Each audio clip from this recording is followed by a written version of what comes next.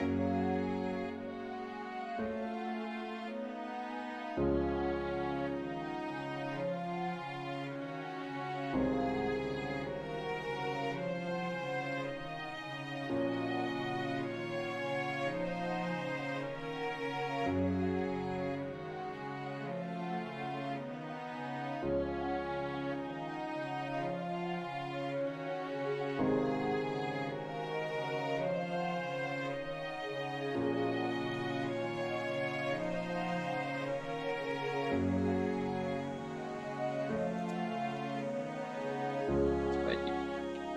guys see anything?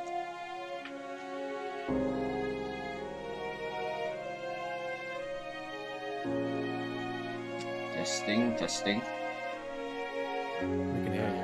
I don't think you're coming through. But the stream is not started. That's delay. That's a delay.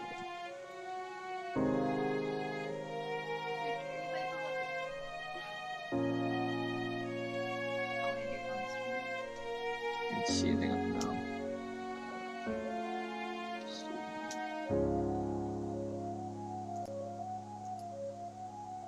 Music is way louder than us, though. Okay, yeah, that's why I didn't hear it. Make a real quick shortcut. Oh crud, we've been had. It's the roses.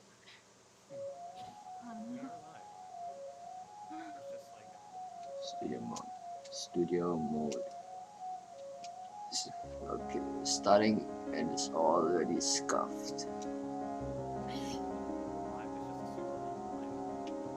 Yeah, that's just the third world country internet. Where is studio mode? Oh, there it is.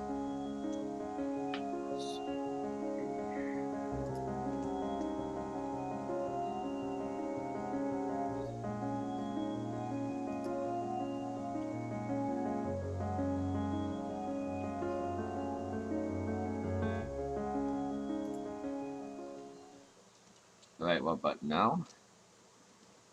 Are we ready? I believe we should be. I mean, you should be able to see it soon.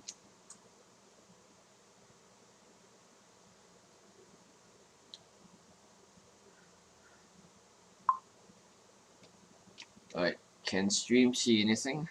I'm trying to check on my phone.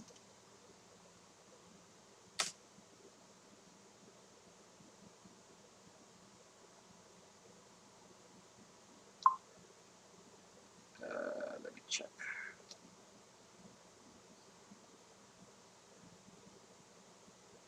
Oh my god, plant child.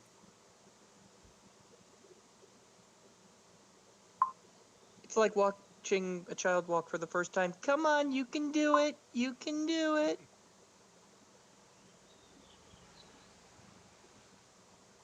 Okay. I need to watch it from my phone to confirm if it's working.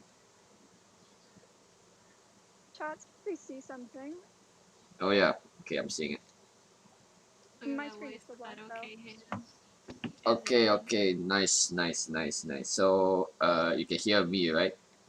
Can the stream hear everyone else?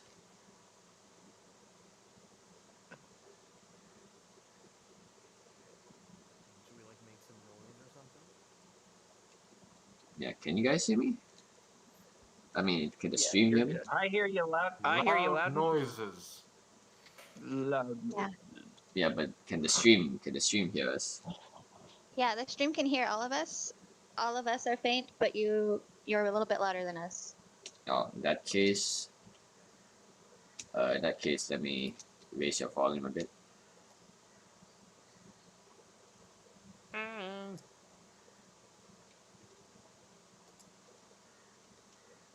You guys should be loud enough.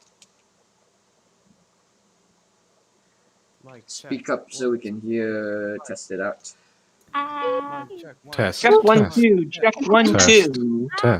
Test. Hello. Noises. Hello. Test. Sniff. Bark. Bark. Alright, Are perfect. we all just saying loud noises now? Is that what we're doing? Loud noises. Okay, Loud noises. so Loud we should be noises. up and running. Alright.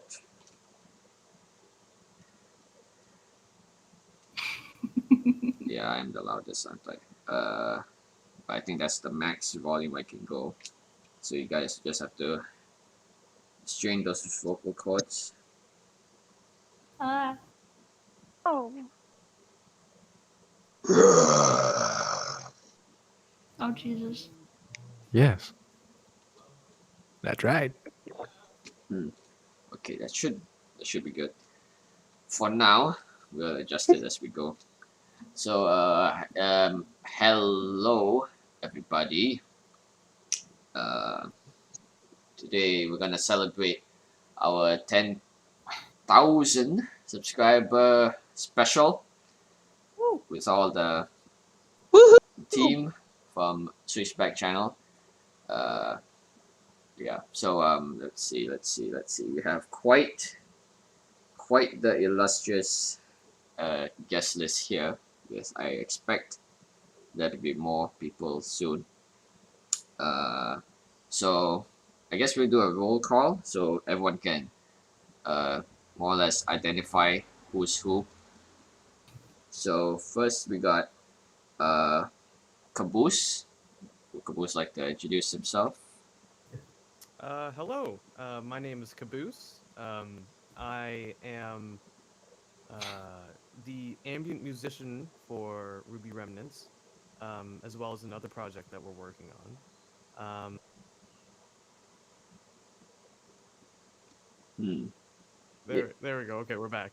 Um, Yeah, we're yeah, here. I'm the ambient musician for Remnants and another project that we're working on. And I was also recently cast as the voice of Roman Torchwick. Oh yeah. Um, that's fantastic. You can take it to the next person. All right. Uh, Maybe I need to adjust the Discord link. I'll do that later. Okay. Next is yeah. Who else is here? Just take your turns. Hello.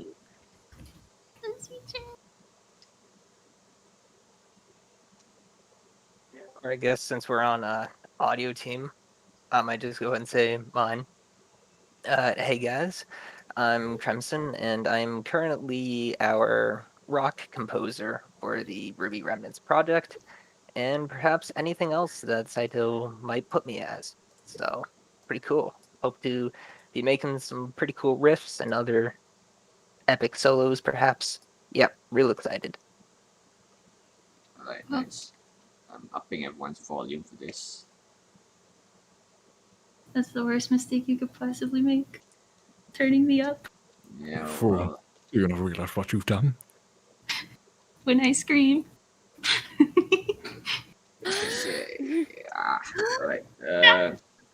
Next is Josie, I guess. Yes, hello. I'm Chose. I'm a voice actor and I voice father. There isn't much else to say. I'm happy to be here. And I'm excited about what we're going to be doing today. So, You are oddly calm for that, but all right. we're good? What's Yeah. happening? He is in a constant state of vibe. All right. Always. Yes, wood. Okay. Next is Birdie Tracks. Okay. Tweet. I'm Brady Tracks. I voice Neo. That was adorable. Perfect. All right. Resident Bean. Okay. Who else is here? I am here. My name is Schooner Tuna, aka the co-voice of the Grim. Yeah. And I'm really looking forward to this, and it's going to be really exciting. yeah. All right. Who else is in? Who else is in the voice call? I'm not. I've never been here. I guess I'll introduce myself. That's cool. I'm Bean Chan fan, and I voice our Ruby. Hello, everybody. Oh yeah. Hello, I miss everybody. you. I need to adjust that guest list. I'm so excluded. No. yeah, for whatever reason, my OBS studio mode is not actually working. So you guys all get to see me using studio mode. I can go next then. I am a tiny ray of light, or just Ray for short, and I am Remnant's ambient vocalist. And maybe I'll do some other stuff, who knows? Yay! Great vocalist. Alright, perfect. I think that's everyone here so far. This is wow. Okay, that is. I'm not also hanging out in the background here, Saito. I'm Toby, and I'll be doing the voice for Ospen. Yeah. All right. Yep, we got a lot of upcoming characters. Definitely. Just that I'm a slow worker, so things will take some time. Toast needs to do an intro. But yeah, we do have a lot of plans. Forgot Toast. Saito, we forgot Toast. Saito, we forgot Toast. What? No. What did I forget? No. Toast. We forgot Toast. Shit. Okay, here is last but not least, of course, is Far from Toast. least. Yes, Toast, please take the stage. Hello, my name is Toast or Oliver. I don't care. I voice Weiss. My main job is struggling. Nice to meet you. Best introduction I've ever heard. That's good, yeah. Right, perfect. Oh god, I'm being pinged in chat a million times, please. It all works out. Alright, so. Okay, so. Brady said burn the toast. The toast. Saito, looks like you burnt the toast. Okay. Fool. Everyone's mourn. Burnt the toast. Alright, so. Okay, This that's, will that's portray a poorly on the low name of the vice blow. name.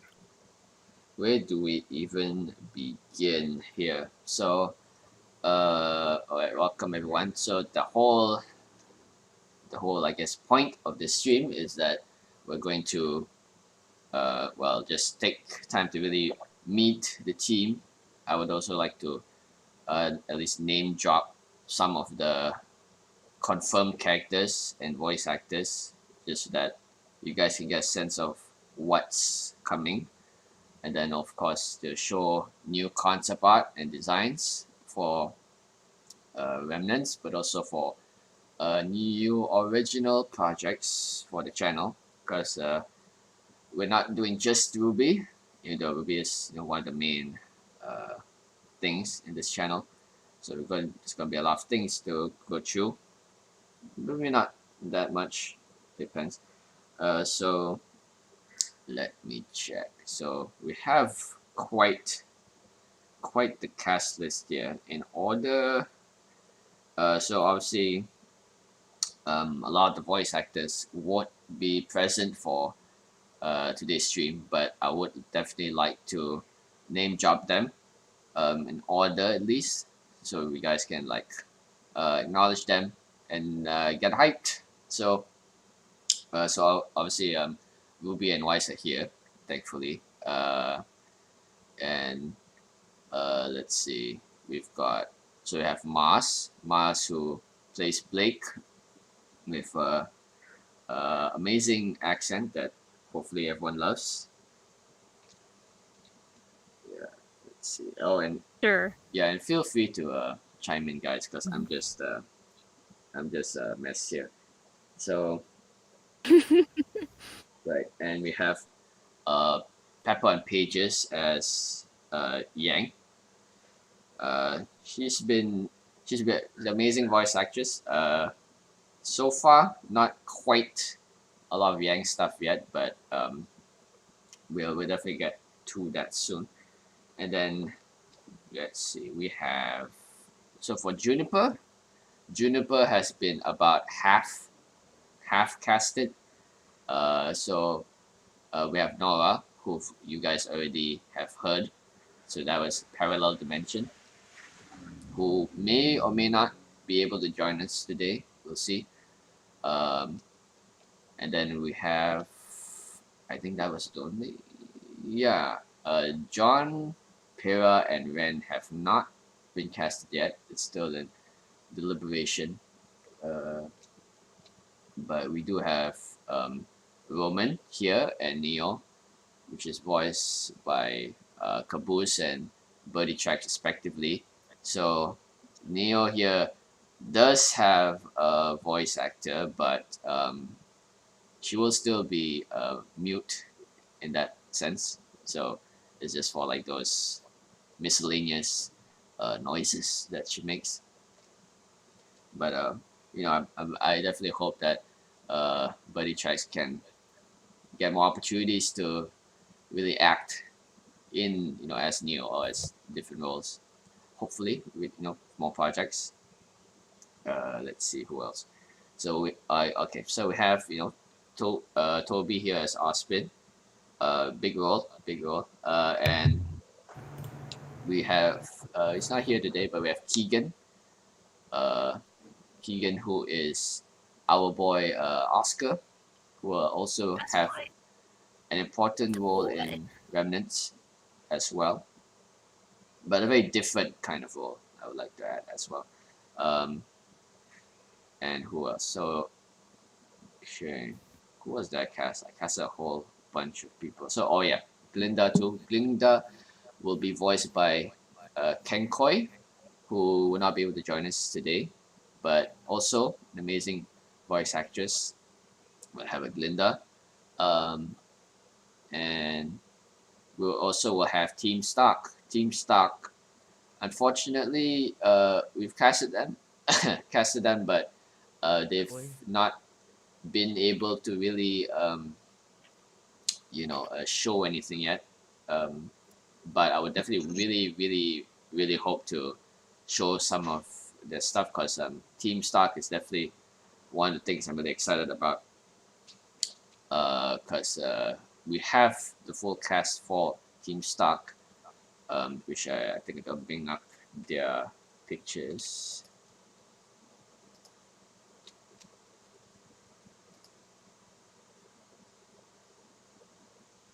Yeah, here. Right. Yeah, so you can see here that these are the main designs for Team Stark. I mean, they're not quite complete yet, but it's mostly you can get an idea of it. So what I really wanted to do differently for Remnants is to have the younger versions of Team Stark really be different and have their own special designs compared to their modern counterparts. So we have Young Crow here. Young Crow here will be voiced by Magnus. Magnus is has voiced some minor roles for some projects, but his main role will be as Crow, both as Young Crow and as older Crow. So I'm really looking forward to his work. And then we have Raven. Raven will also be incidentally voiced by Parallel Dimension. So both Raven and Nora will be same voice actors. So look out for that. And Ty will be voiced by. Let me really make sure I don't get this wrong. Which is Eliake. Eliake VA will be voicing Taiyang. So Taiyang in this one is quite a fair bit different from what we might know him as. He's known in Beacon for being quite a delinquent, quite a troublemaker. So they'll be really interesting to see. They say troublemaker. They say troublemaker, but really class clown. Well, he's picked a few fights. I could a see lot of that. fights. Yeah. Yeah, and he and Crow were like butt heads a lot. That's the kind of intent here. So so that's Team Stark, and then who else is on this project? So there's a lot of different. Let me check for real just to be sure. Yeah. So let me check. So definitely there'll be a lot of different. Let's see.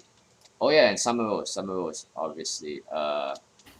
Big big role is uh Raklia. Raklia will be voicing Summer Rose as well. Um, that will so she is definitely going to be a really prominent role in the Remnants series as Ruby's mother, and as kind of the should be pretty big linchpin in sort of a lot of the plot, I guess, of the story. So look out for that. And there also is a lot of different dedicated people behind the scenes who will be really working hard to give us a great experience. So we have Edelweiss. Edelweiss, who I'd really like to shout out is our sound engineer, and Edelweiss' work is most prominently see in the father video, which is the Weiss backstory video.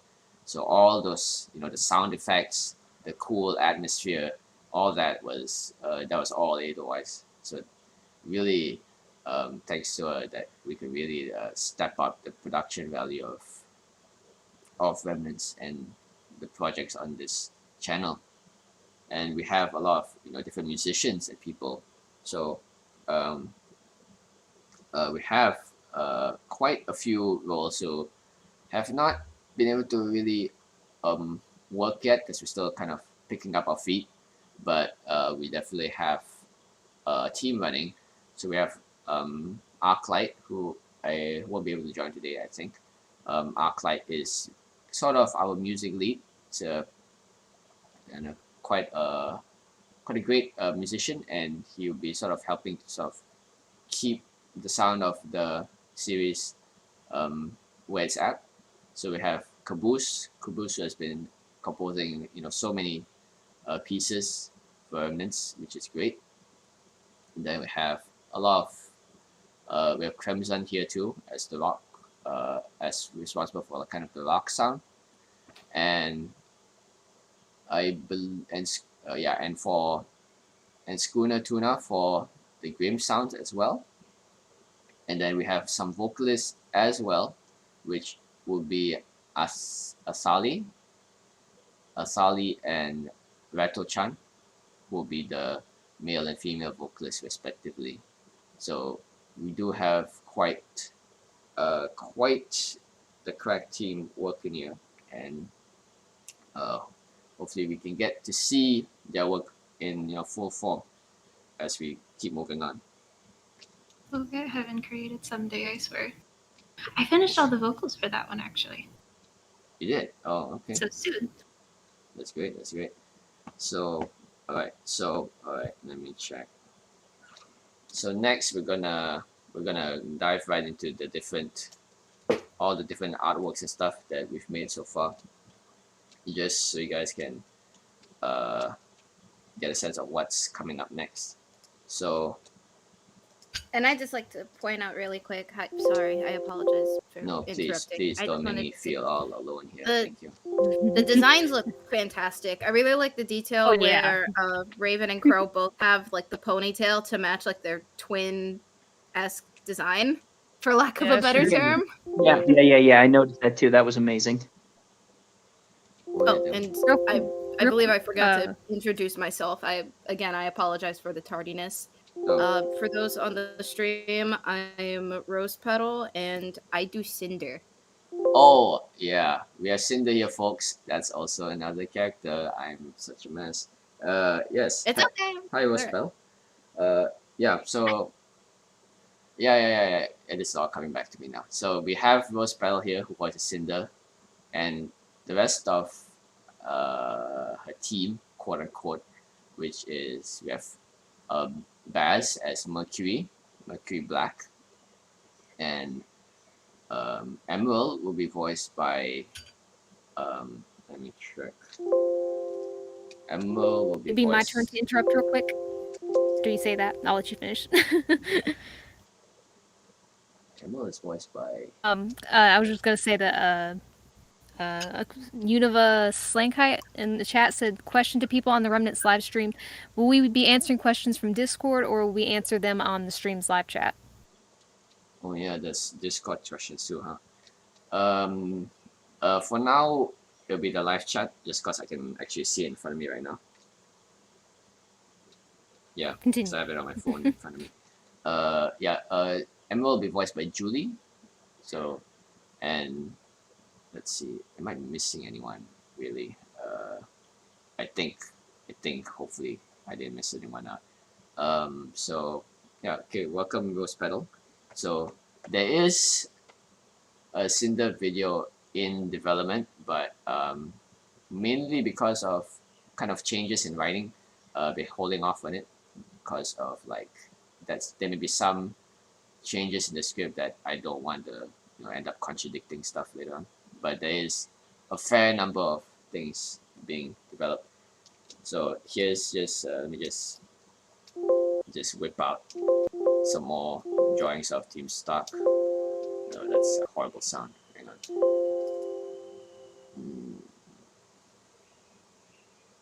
If we want to answer more stream questions, somebody asked favorite Ruby song. Oh. Like saying, favorite child. There's only one real answer, and we all know it. It's Neon. It's caffeine. Actually, no. Yeah, I agree with you. Caffeine easily. You know, that is fair. Caffeine is An good. interesting opinion chose, but you're wrong. The best one is This Life Is Mine.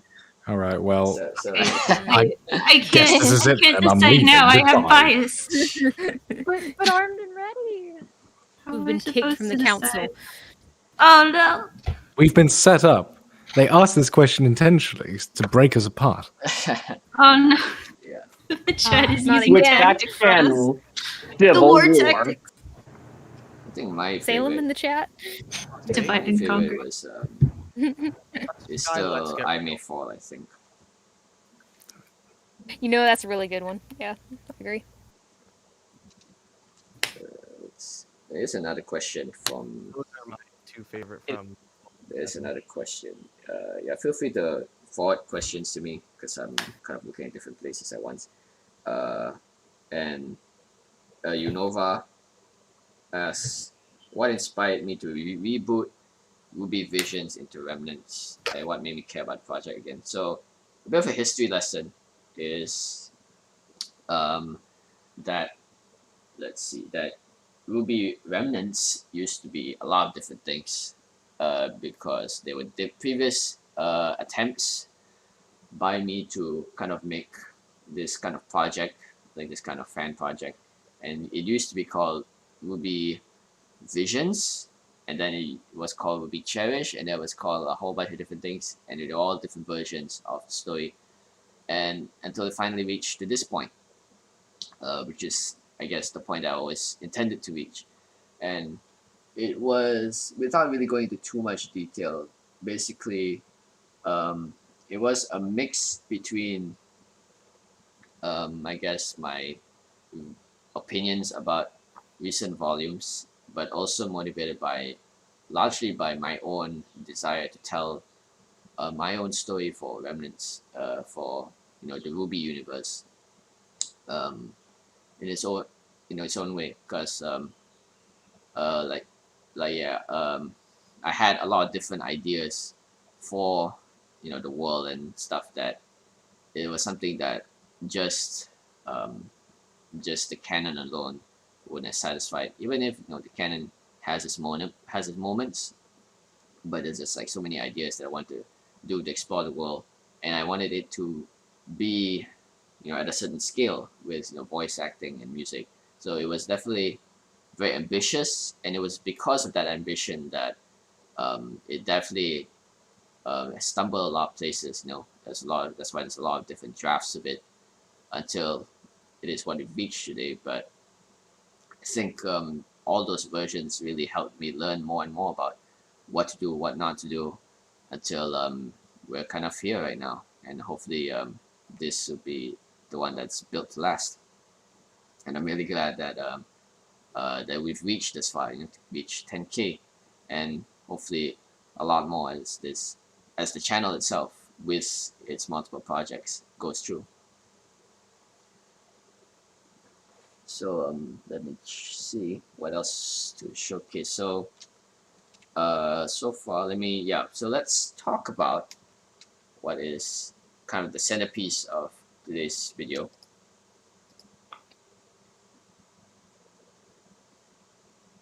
If you want, I can keep track of questions. That way we don't lose them. Yeah, sure.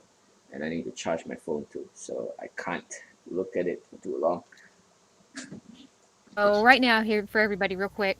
Who's your favorite Ruby character from Okami? For me, it's Yang. Pilot Boy.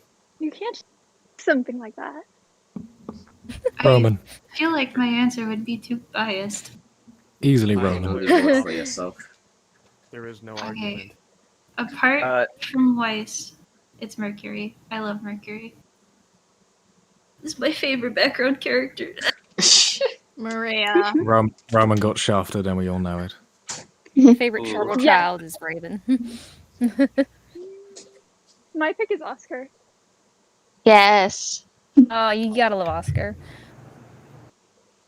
Maria brought that sense of humor that I really missed in Crow after Volume 4. So that's why she's Mine my is favorite. mine is Sun Wukong. Yeah, son. Also good comedy relief. Neptune on top of that as well. Mm-hmm. And then there's the one above all the rest. Zwei, the Glenda. precious doggo. What? Yes. Yes. The most important, the most important character in this show is Zwei. Yes. I think we can all agree. I rescind my statement. That is correct. What was I thinking? These are facts. These are Zwei, facts. Commonly Zwei accepted. is the key to all of it. As someone who has never Zwei joined is Zwei, I'll God. just keep quiet here. Zwei will be the one to merge all of the artifacts. He will end this world. There, and together with his trusted partner, the shopkeeper. No, Oobleck. Come on, we Yeah. gotta see them two together. Jesus, my Best God. team. Oobleck, the shopkeeper, and Zwei. Oh. You know what? Add in Port for good measure so that way he can have some laughs with Oobleck. You know what? Who even needs Team Ruby at this point? I know, right? There are a Hold lot. on, I'm gonna look up let me see if I can find a combination name. So it was you said it was Zwei? Zwei, shopkeeper, Oobleck, Port. To answer the They are question, team cuss. to They are answer the team question cuss. seriously. My favorite character is the song Caffeine, and that's it. It's just caffeine. Do you think Oobleck would get Yeah. weaker with less caffeine in his system, or do you think that he would go Yes. into Hulk mode? Right, like when it finally dries up, if he runs out of coffee for 4 days, what happens? Not even coffee, it's gasoline. My favorite character is also the song Caffeine. Just Yeah. specifically the song. It's a Yes. good character. It's my favorite one. My favorite character. Such I development, agree with you. such establishment is great. Someone in chat Deep, said rich lore. Shopkeeper versus Cabbage Guy from Avatar. Okay, no, but that is genuinely a Think about really it. good Think one. about it. Shopkeep would win. He has the power to throw a credit card and sink it into a block of wood. But do you not understand the cosmological powers that the Cabbage Man must have to survive every single attempt on his life? Huh? Bet you didn't think about that. Unstoppable force meets immovable Here's my object. question. Who do you think has had more screen time? Shopkeep or Cabbage? Cabbage, definitely. Oh, cabbage, Yeah, all the way. I think so. Has to be Because Cabbage. after Volume 3, Shopkeep we didn't even see him until Volume 8. Fair. Yeah, Yeah. with All right, we got a Glinda. question here. Wish we had seen We're him in asking every the real Now movie. that this questions. riveting For no discussion has reason, been All right, all right. Let's unpack this Team Ruby thing. All right. All Okay, right, go ahead. Sorry. so there has been, I guess, a lot of buzz about these four designs, and I'm glad to see the reception has been quite positive regarding them.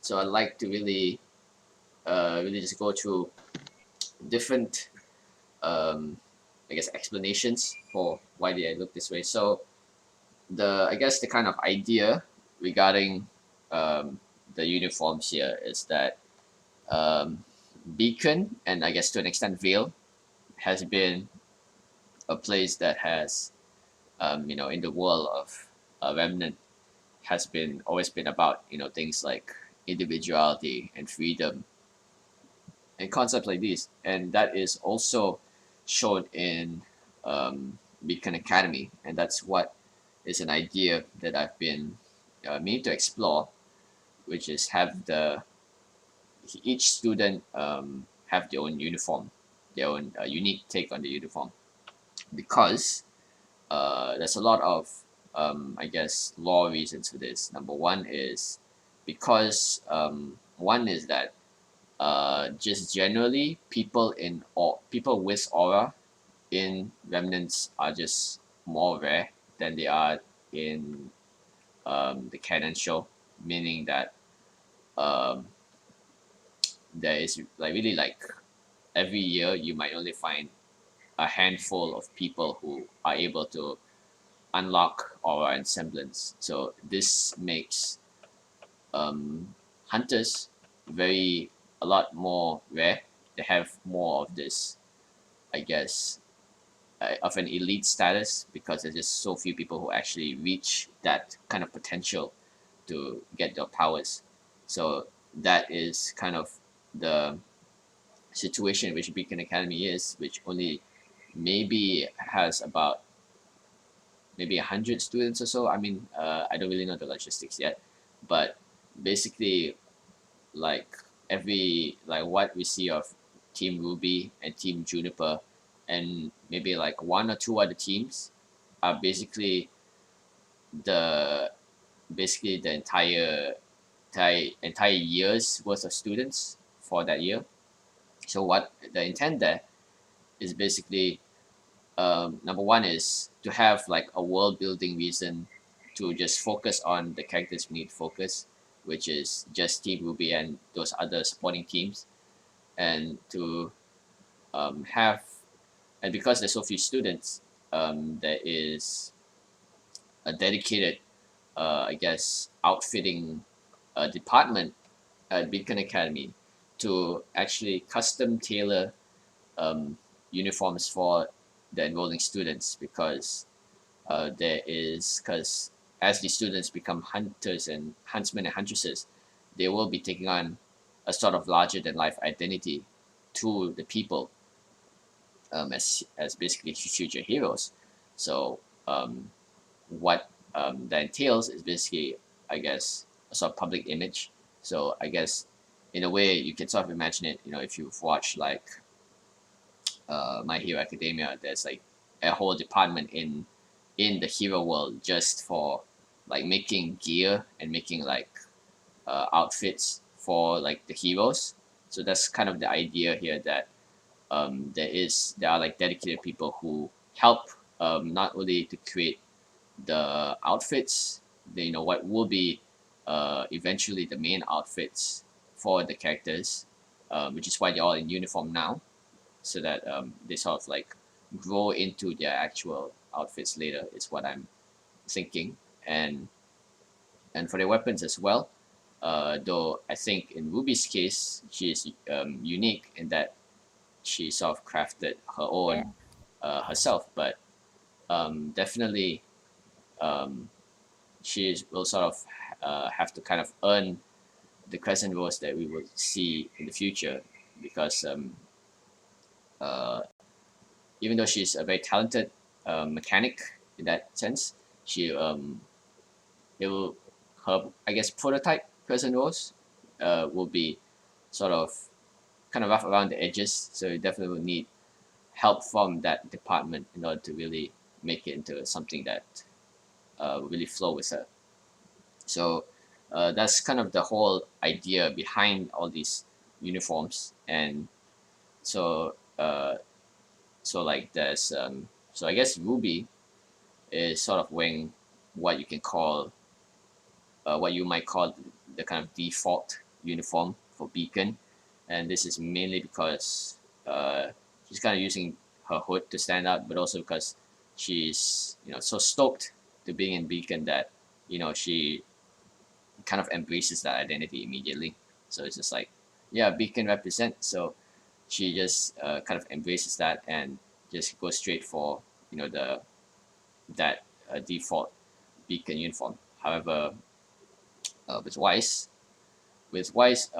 this uniform that she's wearing is sort of a fusion between the kind of Beacon uniform cutting and the Atlas Academy uniform, because she was definitely, I think, slated to go there, but of course she transferred, and this was something that was communicated in the choice uniform as well. And I definitely, for Wise, I liked a lot of white, but the accent of red was definitely something that was very much, I think, a core part of that initial design. Definitely for alternate costumes, there'll be a lot of different things at play, but for Wise, definitely the red was, at least for her first outfit, was very key. And of course, she has a lot of very questionably dangerous jewelry as well, but I like it. It's cool, so it goes through. So Blake is what I like about Blake's design is that Blake is basically in my idea for Blake in Remnants is basically in like 3 words, like dark academia Blake, basically. And the whole point is that she likes books. She's and she's got this very pensive, reserved person, and so I really like the idea of making her seem like a bookkeeper or like someone who is very well read. So this is kind of the idea I was trying to go across with her uniform, and of course there is and you might notice that she has, I think for all the artwork that you've seen of her, that she has her ears open, and that is, I do believe, is something that will go through in the official story. We're still working that out, but the kind of question of whether Blake will be hiding her identity in Beacon or not is something we're discussing, but I think definitely something we're playing a lot with as well. So of course we have Yang here. So Yang is a very interesting process behind her. So Remnant's Yang is a fair amount different from kind of the what we've kind of officially seen of her. There's still the general vibe of like a very playful, fun-loving, adventure-seeking person. But what I really really something that I kind of stumbled on accidentally.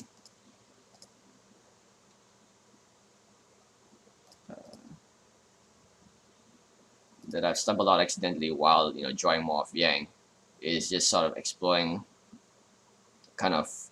more of that kind of Asian influence to her design, and to have a more athletic design to sort of really emphasize that she she works out, she goes, and she's a go-getter, she goes and gets things done, and she also has a very much so like an older sister vibe. So she's definitely feels like kind of the kind of mature and mature one of the team who's like probably seen more fights than at least Ruby or Weiss. Blake probably has seen her fair share of fights because of just her backstory, but definitely the difference with like kind of Yang's design is her more sort of, I guess you can say, tomboyish, but I guess yeah, tomboyish. Kind of really wanted to emphasize also like kind of a bit of a delinquent vibe as well, and like a bit of a daredevil, because definitely one thing that I wanted to explore in Remnants is that what Yang was more of kind of a juvenile delinquent in a sense, like she's very similar to her father Tai Yang in his early days at Beacon, that they were both kind of troublemakers, kind of the outcasts of the school and just I guess society in general due to I guess various backstory stuff. So Yang is someone I really love, really interested in exploring later on in the story. So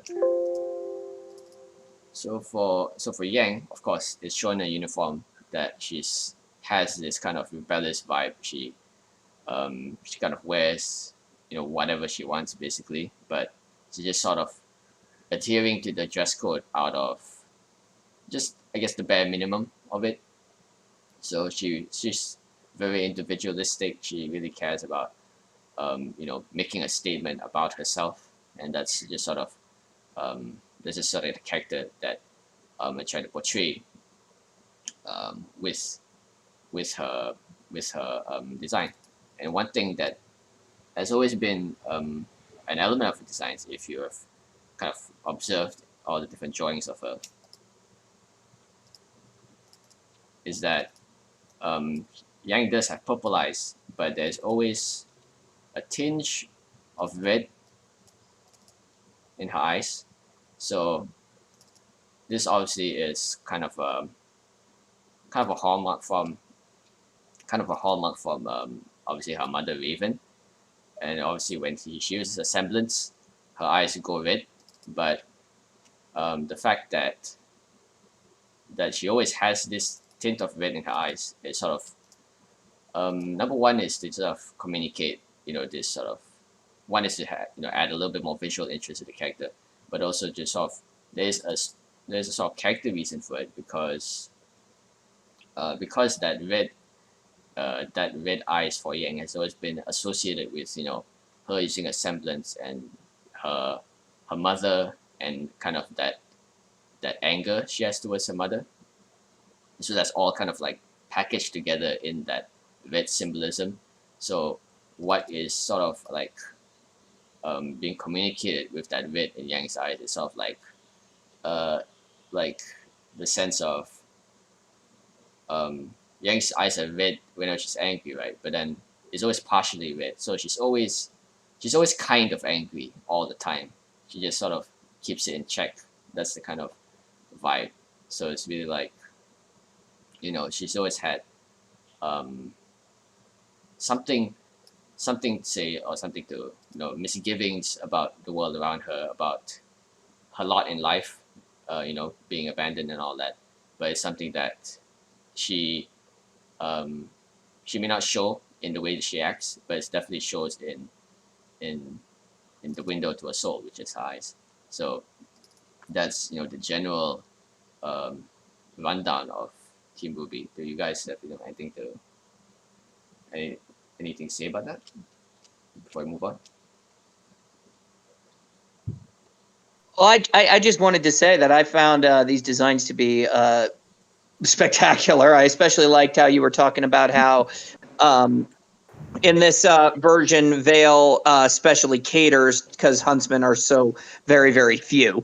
So it allows these students to have a little bit more, I don't want to say freedom, but freedom of expression because hunters, like you said, are so rare. So it seems like that in the world of Remnants, a huntsman and a huntress are kind of like the rock stars of Remnant. Yeah. Yeah, I agree. That So, was one of my favorite you- parts too. I like that not everybody, not just anybody, can become a huntsman. It's a special thing. Yeah, I like that. Go on. Sorry, I didn't mean to interrupt. would you say? Would you say, Schooner, that it's individuality? Yeah, and that's what I was saying. It's that freedom of expression and individuality that like I mean I understand they have to adhere to the code of fighting the Grim and protecting Remnant, but they also show these designs, and what Saito was saying is that it shows Vale has faith in these students. Yeah, definitely. But And And from a regarding meta Yang's designs, perspective, sorry. from a meta perspective, it gives designers so much more like choice and freedom. to just make the character designs way crazier than they did in Ruby proper, but also just make what you want. Yeah. One thing I like to touch Which is on what is Ruby's all supposed to be all about, is that individualism. yeah. Like what I kind of want to explore here too was kind of because I guess the structure of Remnants is definitely a lot more focused on the academy aspect of Beacon. Really, what I hope to do is really spend more time in Beacon to sort of get into that, really explore that kind of what does a hunter do, and what kind of missions you do, what kind of training.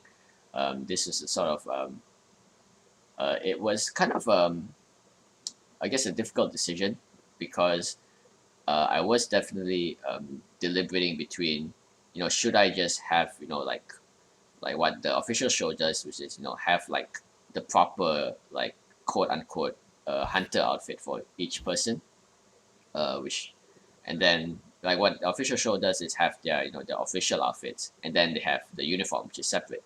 But here it's sort of more like the uniform is their kind of their first outfit, and then they're sort of like growing into their main outfits. And definitely the trade-off here is that we don't get to see those outfits immediately, but I think A certain gratification to it. certain gratification, and I think the uniforms, even though they might not be as there's a bit less room for kind of creativity in the way that you can design like a Ruby OC like with whatever outfit you want, right? But this one has a dress code you have to go with. But I think the uniforms are also would be kind of what makes this particular, I guess, fan fiction kind of stand out as well. So it's a bit of a trade-off in either way. It's a good call. There was one thing I would say regarding, like, from what I've seen in the Yang designs you shared previously, it's that there's always a sense of boldness to her. Which probably goes to show, especially since she's a troublemaker and doesn't really care about what anyone thinks of her. She's just like, boom, what's up? I'm here. Yeah. Ready for a fight anytime. I agree with Rose Petal. What I boldness, but this also this sense of forwardness and this need of, I guess from what we've seen so far is especially with her working out, this need to self-improve. Woman pretty. Thank you for your Thank you for your input. I second that statement. Woman pretty. I like women. Oh no. pretty women. Oh, pretty women. Woman. Down the sweet pretty woman. Down to the Paradise City. All right. We have a question from Wee Woo at Switchback channel. Are gonna publicly release Team Ruby's designs on your DeviantArt? I would love to make more. DeviantArt. Didn't I post on DeviantArt? I hate when I cut out that. I think I did. Yeah, I did. I've been watching the chat. Everybody that's asked something, I've kept it down. Yeah. wrote down so we can Yeah, go why, over it why if don't you we want. why don't we answer them now? Actually. There was one that I saw a while back before we even went onto the school designs, and it was, I believe, least favorite character. Least favorite. Oh man. I'm gonna say I'm mine just right now. waiting. I'm waiting I'm for gonna the just say answer. All My right, least I'm going to favorite be is the one who Cinder. volunteers as tribute. I will volunteer myself as tribute. I'm going to say it. Salem. You're not What? wrong. That's a Not very bold wrong. answer, honestly. I agree. Salem bad, walking around with that yee ass haircut. I don't think that's the Well, point. and that's you're the right. okay. I'm just gonna let me hang on before anybody crucifies me. Let me just say, the reason why is because the way they introduced her was great, but simultaneously I've kind of fallen out of love with this character. Yeah, because she kind of has just been, all right, you guys go do this and do that. Stand I mean, here and in look my opinion, menacingly. Volume 8 and the last couple episodes of Volume 7 were good because we saw a little bit more of her actually doing things. But That's for the most part, exactly. it's just been, here, go do stuff. And I'm apparently a really important character. Yeah. There was also one thing I'd like to point out. I feel like this is a bit simultaneous, but please correct me if I'm wrong. I feel like there was a bit of a struggle in terms of balancing Ironwood's screen time and Salem's screen time. I'd Yeah, I agree can see with that. that. Yeah. That is that is very true. Speaking of Ironwood, that's one of my least favorites. Well, okay. Well, talk about Oh no, dropping here the we go. No. You know what? Yeah, I'm gonna take it back. What? Now taking it back. What do you guys believe is who's your least favorite character?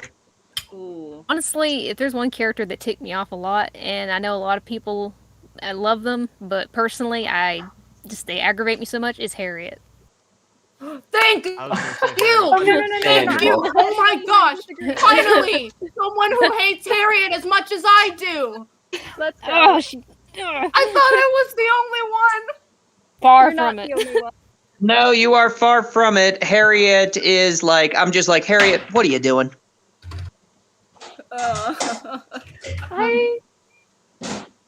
Not That's a my pure least dislike. favorite, but Puppy Boy is best boy. I love him. He good boy.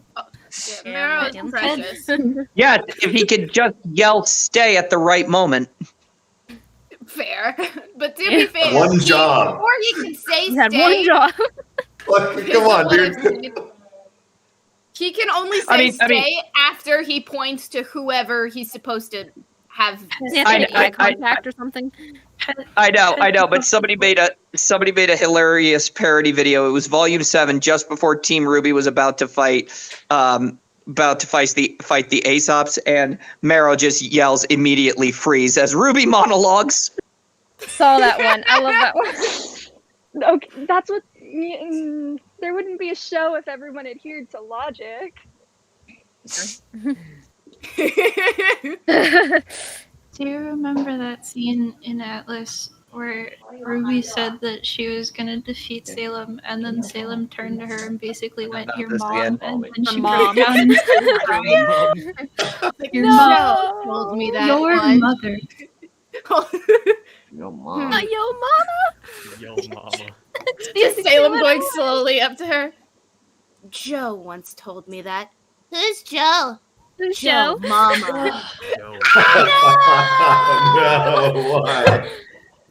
I have That's expected. your I have DN. My least No, favorite has been Ruby. Robin from start to finish. Hey Ruby, have you heard of Oh DN? yeah, Saito, you got a point there. Vice, have you heard of Sorkon? Suck on That these nuts. ASMR gave me down my spine. Gonna I wanna pretend hear I didn't this. hear that one. What? Are there any What? other questions?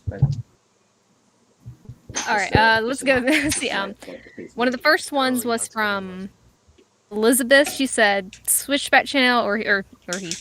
Do you mind if I make my own version of remake/reboot on Ruby? I really want to make an animated series, and I'm adding things such as demi-humans. Well, yeah. I mean, it's a fan project, and I'm doing whatever I want. So you should too, right? I mean, that's the great thing about fan projects, and just add your own ideas and interpretations for it, because if we just look for the official work for everything, then it'd be very boring in life, I guess. All right. Next is Eagle Spear 88 said, "Hey Switch, Joey here. Do you plan any marketing for Remnant, or are you just relying on YouTube, Twitter, and Insta to get the message out?" Oh yeah. Hey Joey.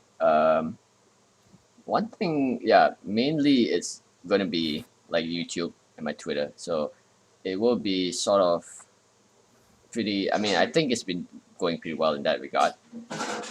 Because as well as the fact that it is a fan project, it's not like we can go too crazy with it, like merch or anything like that I can really foresee. So I think what we're doing now is good for what it is. But I think for Switchback channel, future projects as we're going forward, we might definitely look into that kind of stuff. Thank you, Mikey. I appreciate that. The next comment is Andrew Light says, "Will we see relics in Remnants?" If we do, definitely not as we understand them now. I guess they might just be more true to kind of the original meaning of relic, meaning just like like an artifact or something like just something that has historical importance, but maybe not like actual powers. But it's a bit early to say. So for now, we're gonna move on to Juniper actually. So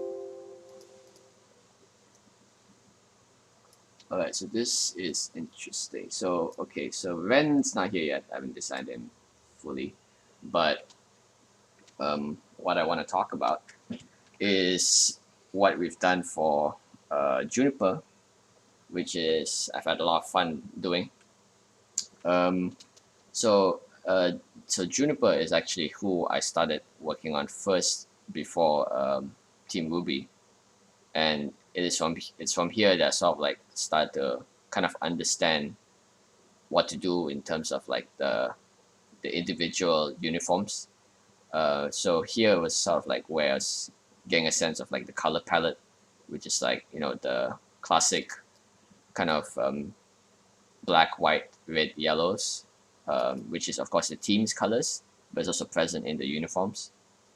And in Noah's case, what I liked is I definitely wanted to switch up Noah's design a fair bit to fit my style, to make it a bit more fun-loving, a bit more crazy. But what I really like about Noah is that even though she's like a quote-unquote crazy character, she definitely is someone who's she swings a big hammer around. She likes fighting. What I find very interesting about Noah is that she's also very feminine. She likes pink stuff. She likes girly stuff. At least that's the kind of vibe I get from her. But she also likes normally very masculine things like working out or fighting. So I find that she has a lot of potential to be quite a character that a lot of people will like, because of she just feels like she has a lot of different tastes. And as for design, one thing that I think two people have noticed so far is the hair is very different. But one thing that I liked about when designing her is that it's sort of like this, what do you call it, the antenna thing, whatever you want to call it, is so normally our forehead exposed, but here there's like this lightning shaped antenna or whatever you call it, hair thing. Which Oh, now I see that.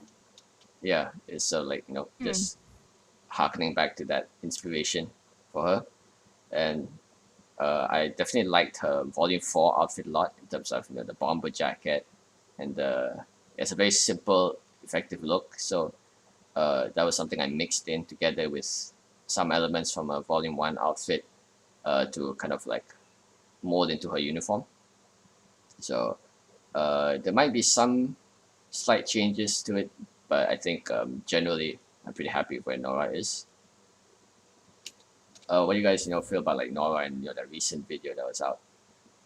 For Speak of the Nora. oh Nora's here. Mika the Yeah, Nora, speaking and of she Nora. arrives. Yeah, Summoned her. Parallel is here. Yeah. Hello. My mic and my audio are not working properly, so there might be like a little bit of feedback from you guys in my mic. But hello. And welcome aboard. Yeah. This is like the first time I've talked to some of you. Hello. Yeah, Hi. No, I love hearing everybody. Hello. Hey. Hello. Yeah. Your voice is really nice. Hello there. But yes, to answer the actual question, I love Nora. Nora is a lot of fun. I enjoyed her immensely. And I'm so glad that I got to do shenanigans with voicing her because it was a lot of fun. So that's my take. Yeah, and there'll be a lot of shenanigans with Raven too, I hope. Yeah, I can't wait until there's like more members of Juniper, and then she can like actually bounce off of other people. It would be really cool to like actually hear her interacting with others, because I feel like she's the type of character who like works best when she's yelling at other people and people are responding. Or semi-responding, I guess. What do Especially I get the feeling Red. she would... Oops, sorry. Especially. What do I get the feeling she would just literally bounce off people? Yes, Like, that's how literally energetic bounce off people. Running up I somebody, boing, boing, boing. The only one who is really please, I beg. the only one guys who's are really milk. physically capable of dealing with her is Ren. I mean, what I love about that video is that was posted on YouTube is that she's just, shaking him, laying on him and all that stuff. And Ren is just taking it as if like, yeah, this is a typical morning. Yeah. Just another Tuesday. Oh, yes, it Or appears my Wednesday. alarm clock is ringing. Oh, that would yes, be funny. the Scottish alarm clock. That would actually be hilarious because she would just be yelling nonstop, and then he just touches her nose, boop, and she turns off. Beautiful. I snoozed for 9 minutes. Oh my god, I love it. I need to go. Oh, I need to leave. Oh. Sorry. Goodbye, Toast. Yeah, It we'll was, see you. nice being here, talking to all of you, and Thanks for coming being out. a guest on the stream. Thank you for having me. Goodbye. I appreciate it. Bye, Bye, Toast. Toast. Bye, Bye, Toast. Toast. Bye. Toast, don't leave. We'll miss you. Bye. Already did. Too late. Just like that, he was gone. All right. He looked. Much like Kira. Yeah, let's talk about Pyrrha. Face in the night. Okay, so Pyrrha is, let me see. Yeah, so Pyrrha is quite interesting because there's been a lot of different designs of Pyrrha actually. Let me go see if I can find them.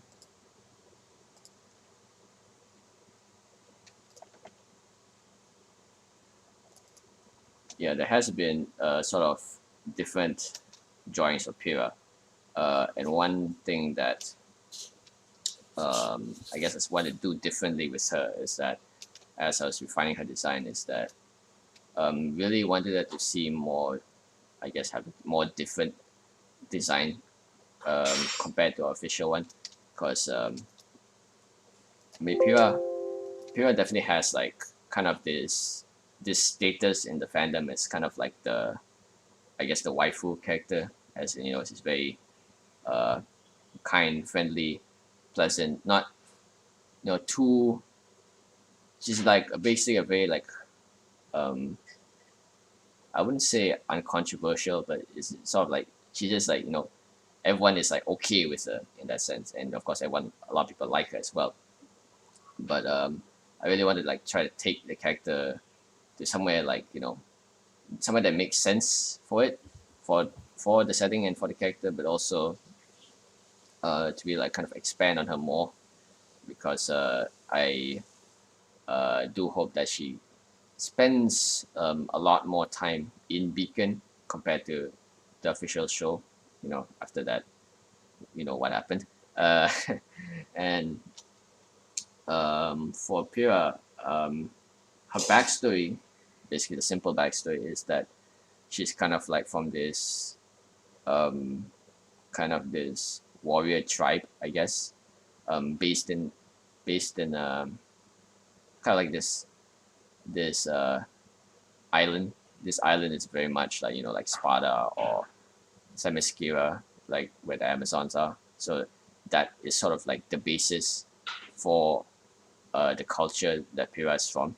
And what I want to emphasize with that is obviously that number one is that her physique is like she's a lot taller than everyone else, and she's definitely a lot more fit. I mean, you can't really see it here, but she definitely she's a warrior by her upbringing, so she's definitely seen a fair few amount of battles. But this is contrasted by kind of very gentle, pleasant personality that kind of contrasts against her giant stature and all this, and the kind of reasoning behind her uniform, that why it looks kind of in a way kind of understated for the character. Is that as someone who is sort of like grown on this sort of island, it was an island, um, on an island filled with just warriors who fight all day, and she's just fighting all day, and then she gets to go to Beacon, where suddenly there's like all new sights and sounds, and actual friends who go and do things together and have fun and all sorts of new things. Vale is basically a completely different place from what she's used to growing up. So when she enrolls to Beacon, she kind of really, I guess, similar to Ruby, she embraces that kind of school life like immediately. She really takes to it, and I think what is like it's gonna be very fun about Pyrrha is that she kind of like enjoys kind of a lot of the simpler things, like having fun with friends and just having a good time with everyone.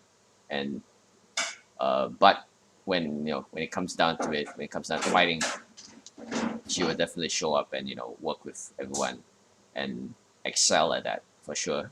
But she has a very, I guess, sort of like, oh, when that's done, let's all go out for drinks, that kind of thing. So it's definitely that's the kind of vibe I was going for Pyrrha. So, but we haven't found a voice for it yet. But I think hopefully very soon we will. So do you guys like have like opinions of Pyrrha so far?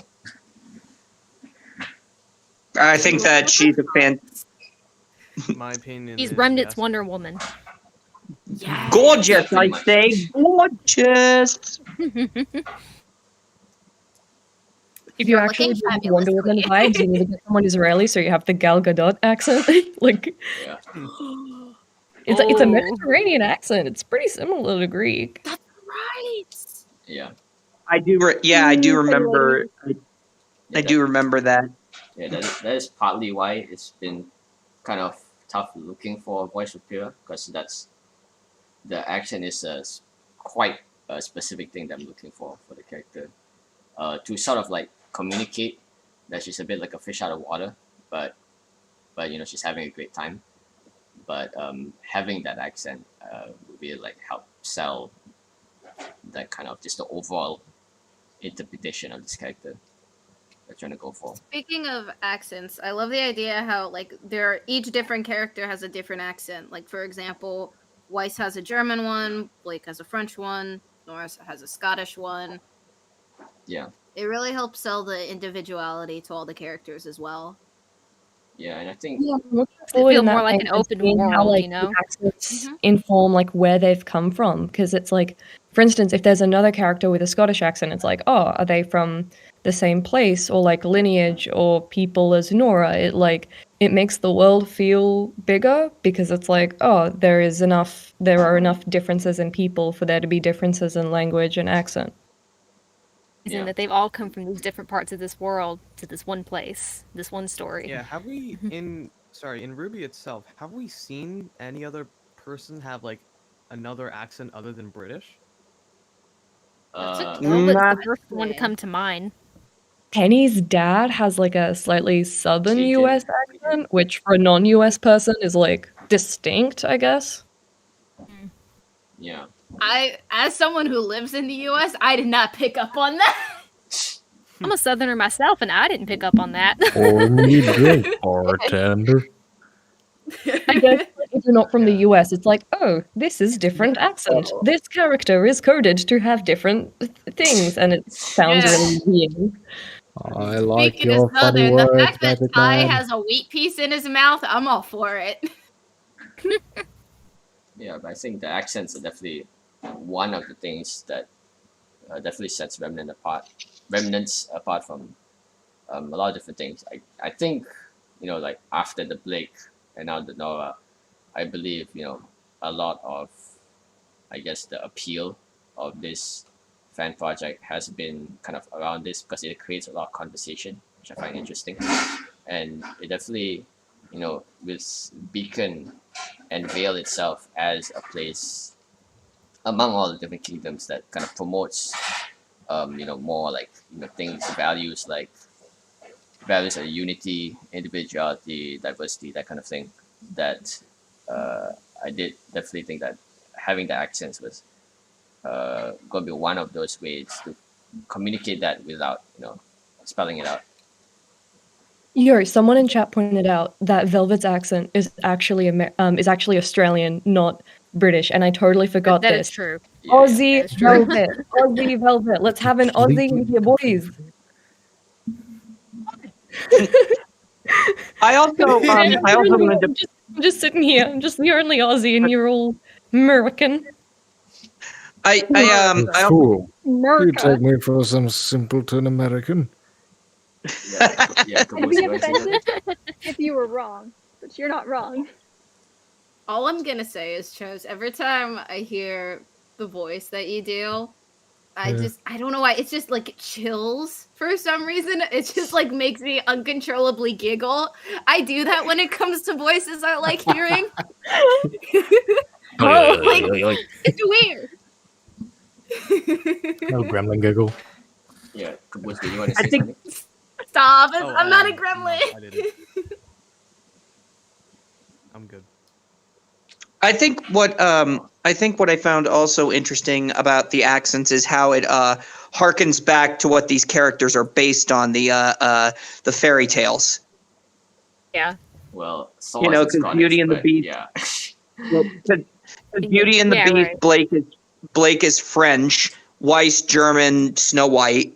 That kind of deal. Yeah, and Thor is definitely Scottish, right? Well, it's more of because it's like Norse mythology. I'll say more Norwegian. Well, the Norse were the ones to eventually go to create Scotland and all that, right? Mm-hmm. Well, it's so technically it counts. Yeah, like culturally there is a through line there, and also because weird historical anecdote, no one actually knows where the hell the Celts came from. As far as people can tell, they just kind of fucking appeared there. For all historians know, maybe they were from the European mainland, maybe they were Vikings. So yeah, it's it counts. They came from the This is what happens when you don't write things down, ancestors. They rose from the sea foam.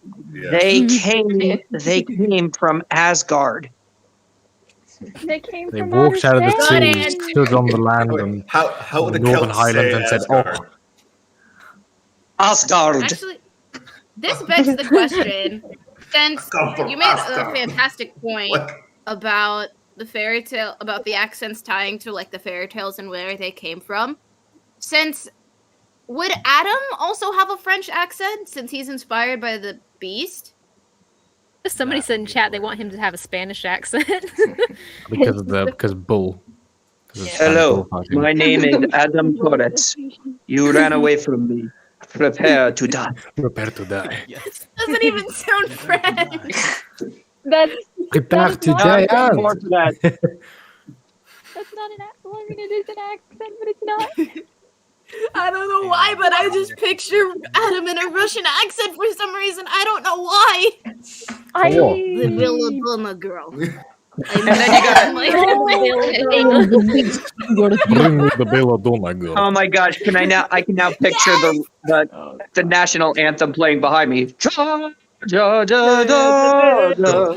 Здравствуйте, comrade. We will rob this train. Oh, yeah, little bit kartoski. Oh my god, the white fang at the commies now. Comrade Torchwick, what is this mechanized vehicle? Join Oh, me yes, in Comrade mobilizing Delia, working have you class finished the job? conflict. Yeah, I'm looking through quotes from him right now. Just like, people hurt me long before we met. All sorts of peoples and all sorts of ways, but no one hurt me quite like you. Like, that would just be hilarious. He stares blankly off into the distance, remembering his time in the Eastern European wars. One of the many. All right. So next is John, and what do I even? Okay, so with John, a lot of people have been commenting that whether John would have a French accent because Joan of Arc and all that, and so far, the casting decision for that, even though it hasn't been casted yet, but we have been looking at someone with just kind of a normal American accent.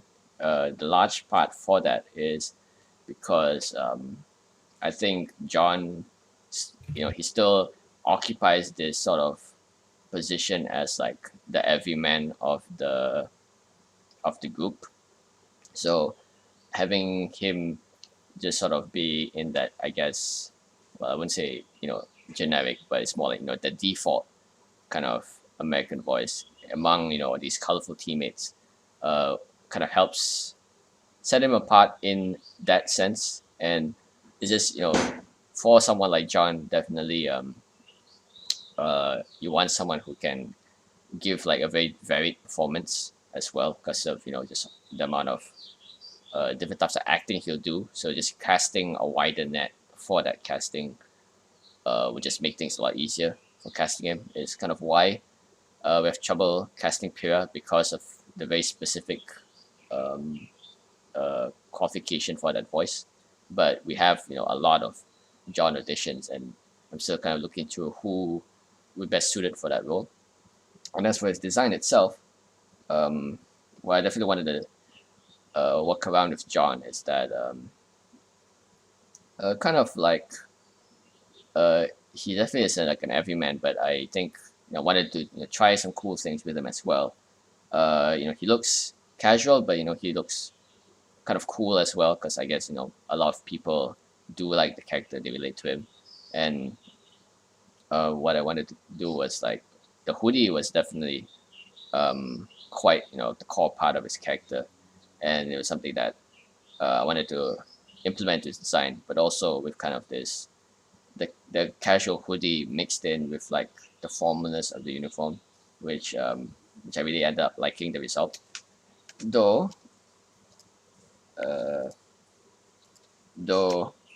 there were a lot of different versions of the color combinations for John that I was testing, and it's kind of a tough decision. Not really sure which to stick with yet, but going with this for now. But it could change at the last minute. So that's basically That's basically John, I think. Yeah. So now for Ren, let me check.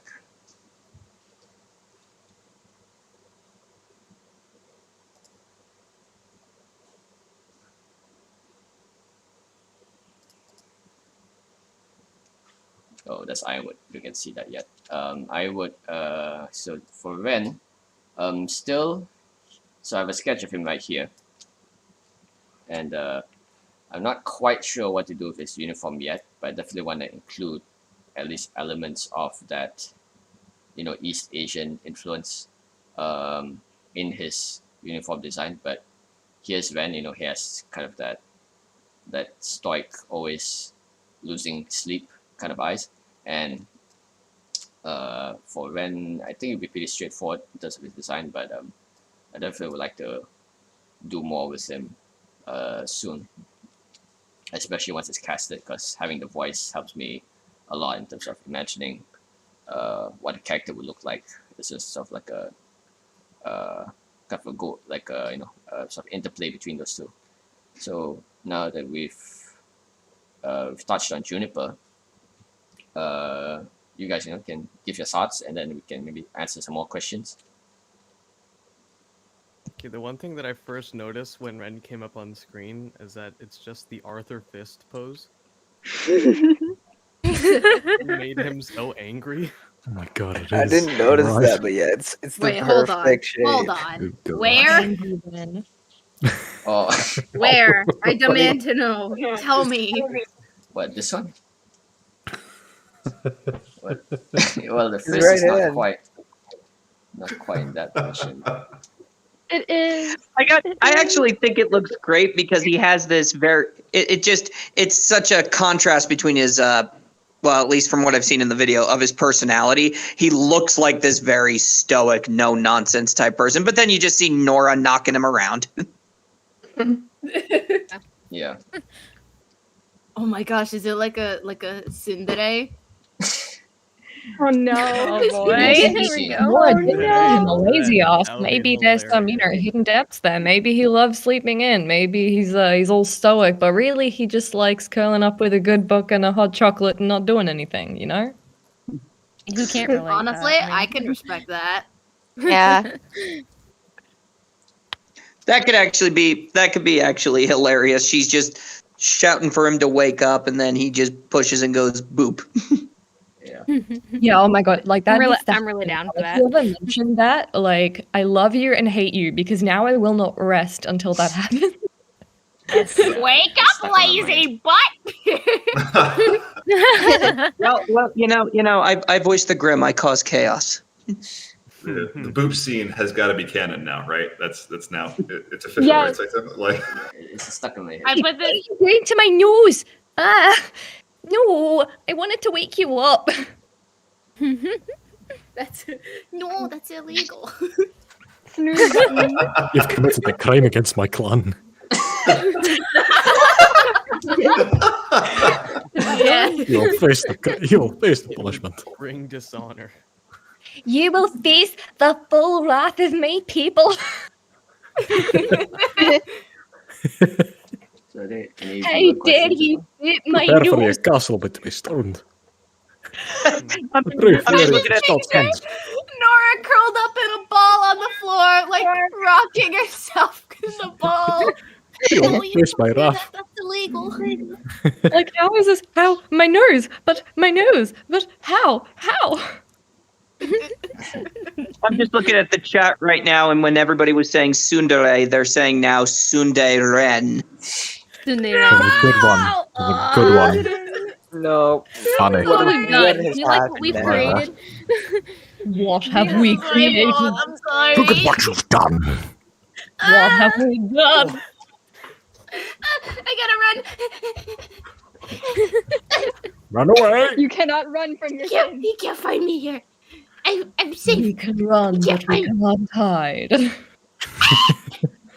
You'll face the punishment for your crimes. No, I You won't. face the full wrath of my clan. Alright. Your You sins cannot will hide be from your forgiven. sins. The Boops are on the nose, and she just goes, "How dare like saying how dare you, and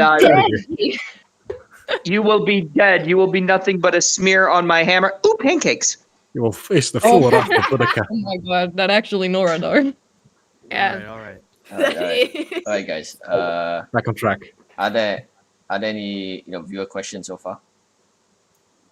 I've been Alright, requested to say a certain word, and I've been egged on by my fellow Yes. cast members. And I don't know what is so relevant about it. But I've been told to call someone a blithering dunderhead. I sure hope. Oh my god. He said it, ladies and gentlemen. This is the fan service we're here for. Yes. Yes. Getting Weiss's dad I'm to call someone a confused. dunderhead. I'm That is confused, how one but fan that is services. alright. But can we just Our appreciate lives are this? now complete. I really Can we hope just that appreciate, person though, is this- still here. Appreciating something. What are we appreciating? I'm sorry. Appreciate this picture because they are like literally juxtaposing all personalities. Nora, carefree. Pyrrha is just graceful, and Jean is there. he's got a touch of the insecurity, especially when you got that trope of scratching behind his ear. You know, Nora kind of looks like she's like trying to give Pyrrha like a friendly punch, not gonna lie. Which is I see a lot in I character. can see for that. her. Yeah. Yeah, it's like just friendly boop on the shoulder, but like when Nora does it, it's with the strength of 1,000 suns. I'm just running up to Pyrrha and just bang. And the most terrifying thing is Pyrrha does not flinch. Oh my Correct. god. Hell yeah. That's terrifying. Hello. Ah, I Nora. genuinely can't wait until we have a Ren, because the Nora Ren like shenanigans, the relationship and them bouncing off each other is gonna be amazing. I can't wait. Yeah, I actually saw a few questions asking about where the auditions are being held for the second wave. I'm not sure if we have the casting call link in the description. Oh no, but it's on Casting Call Club. I don't think. I copy pasted it in chat, like Alright. to someone specifically who asked a question, but like it has since been long lost to the sands of time. Starcy says, Nora, shatters your forearm in a friendly way. Buried in the unending torrent Would of she time. still offer to break Cardin's leg? Oh no, she wouldn't offer. She'd just do it. Oh yeah. No discussion required.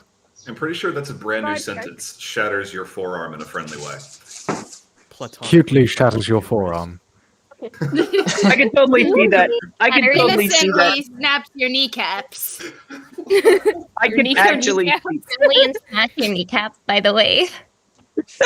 I can totally see that happening too. The next morning, Glinda Goodwitch is like saying, "Mr. Winchester, my goodness, what happened to you?" And Nora would say, "Yes, Carden, what happened to you?" Or even just Nora happened to me. Like just Nora. Your entire just happened. Invoke the wrath of the Scots. Wrath of the Scots. Oh my God, that's it. Mr. Yeah, she goes, "Mr. Winchester, what happened to you?" He got Norad. Just You shouting just it got out. Nora, son. Correct. Alright. You got Valkyrie.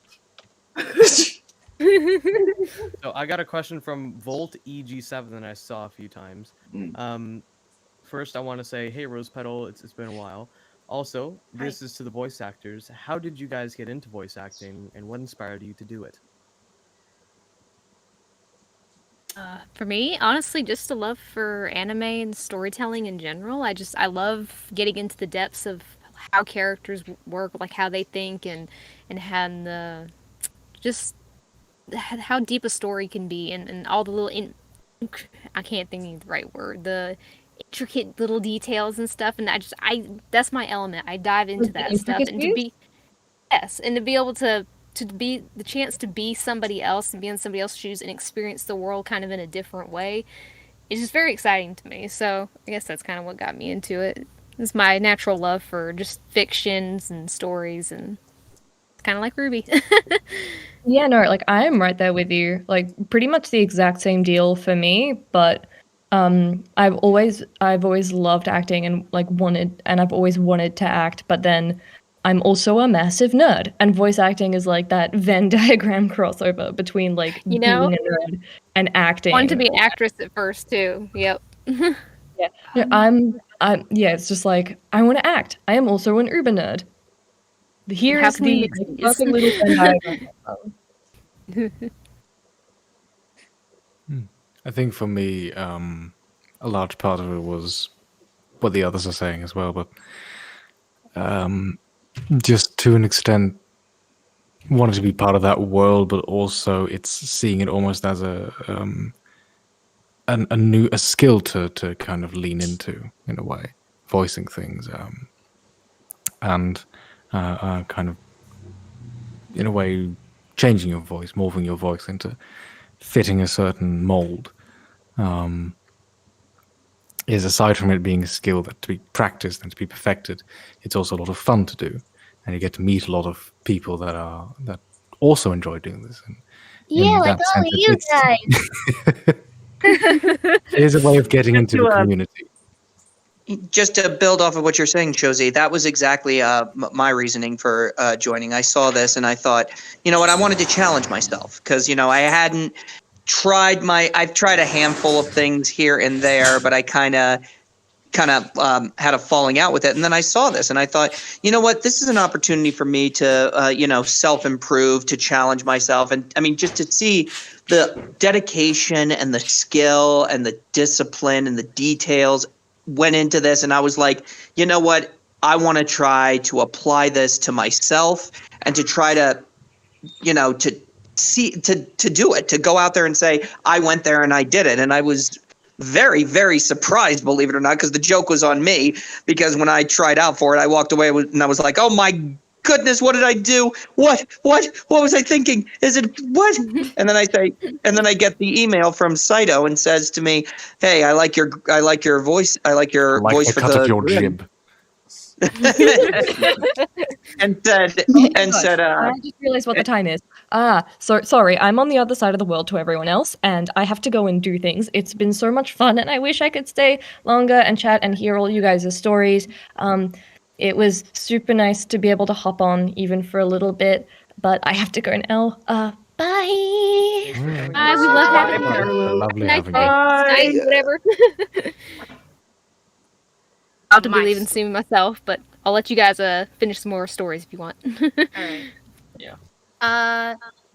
The year was me in first grade when I came across the beauty of theater, and I'm like, I wanna perform. I wanna do that.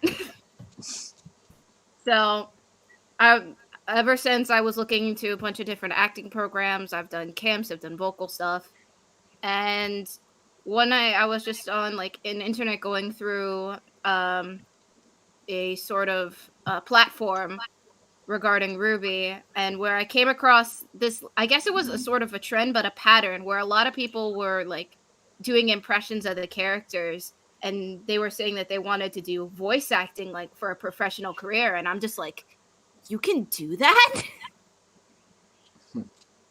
So one thing led to another. That's allowed? Yeah, apparently it is. Wish somebody told me. So a colleague of mine, shout out to Mark with the Mouth if he's on the server. He introduced me to Casting Call Club, and one thing led to another. I decided to experiment with different voices, and that's when Saito was like, "Hey, I like your Cinder," and I'm just like, "Ah!" And now we're here.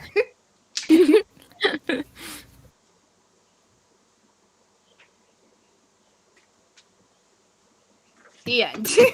I'd like to funny, sum up actually, this when one I- emotion. Funny, when I actually just went into this is before it was Remnants. I think this is back when it was Cherish, as Saito will know. I originally went for Blake, and of course this is pre-French Blake and everything, because I'm used to voicing deeper voice characters like her. So I was very, very much surprised when he offered me the chance at Ruby, a character I thought I would never fit in any way. You know, a lot of people are definitely surprised how Ruby E you sounded. Yeah, that meant everything to me. Every single compliment I've gotten is just fires me up, and it means so much to me, really. We had a question from Abby Collins. I have another question. Do you have anything about coffee or cardinal you can share with us?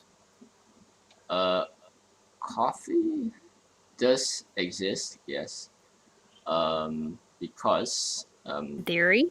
because one thing that the idea I've been playing around with is that um, so the beacon has its own outfitting department for creating all the tailored uniforms for the students. So obviously there has to be like a senior or a student who would be in that department responsible for tailoring such outfits. And I think Team Coffee or maybe just Coco herself is kind of that person who is responsible for that as I believe a senior team in Beacon.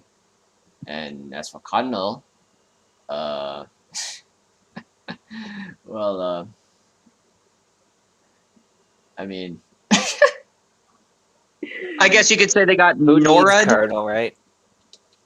I was Valkyrie. yeah, I mean, I never liked Cardinal. They were definitely like, I think there are a lot of spots that could be better filled by other characters. I think, and I think for one, guiding philosophy for Remnants is to really be had to be more deliberate about what characters we include, because part of the reason why previous versions of this fan project didn't really go through is because we tried to include everyone, every sort of character from the official show, and every time the show makes new characters, and Ruby loves making new characters, we have to think how do we put them in the show, and that just ended up creating an infinite amount of work for us. So so this time around we really had to like figure out Remnants is trying to be its own thing. It's not trying to be like a Ruby 2.0 or anything. So it's really we have that kind of guidance to really like not feel obligated to try to include everything and everyone, and just work with the story that it's supposed to be, instead of one that just like that's just trying to tick all the boxes. So yeah. Nice. There's yeah, somebody else go. one thing that I would like to establish. I feel like I'm pretty much speaking for everyone here, but I am incredibly proud to be a part of this project. The amount of professionalism in this environment is very come across. And I think that I've got to meet some really cool people. Y'all are chill, love you guys. And I'm really looking forward to working here. Hell yeah. Yeah. Yeah. Stop. I'm not crying. You are. Who's cutting I'm it? not crying. Oh, for all of You us. I are. haven't cried in 10 years. Wow, look at you, mister. I'm an emotional brick wall. I need help. Anyway, There's I'd another recommend a question from- therapist. Yeah, Caboose. There's another question from Abby Collins a little bit farther back. I just went up as far as I could go in the chat. Will Ruby Remnants be primarily in short videos and comic dubs, which I'm absolutely about, or longer formatted videos where you describe the setting and the characters? Okay, so Oh my gosh, I was just about to bring that question up myself. I'm looking at it right now. That's crazy. so I'll answer this and then we'll move on to the next drawing. So definitely the main platform for Ruby Remnants will be on YouTube, I believe. Compared, to other platforms out there, it seems the audience for Remnants is definitely there on YouTube because of all the different like Ruby rewrite type content that's popular on YouTube, and that's been gaining a lot of traction. Like just to shout out like the different rewrites from people like Celtic Phoenix and Unicorn of War. Those people who have been like making their own versions of rewrites of the show, and so that's where people are. But in terms of the format, so far what you guys have been seeing are a lot of like these types of character shorts and narrated videos and comic dubs. So it's a very like experimental, but definitely what I hope to have in the future is like full length like episodes, more like in an animatic style. So animatic style, but with voice acting and music.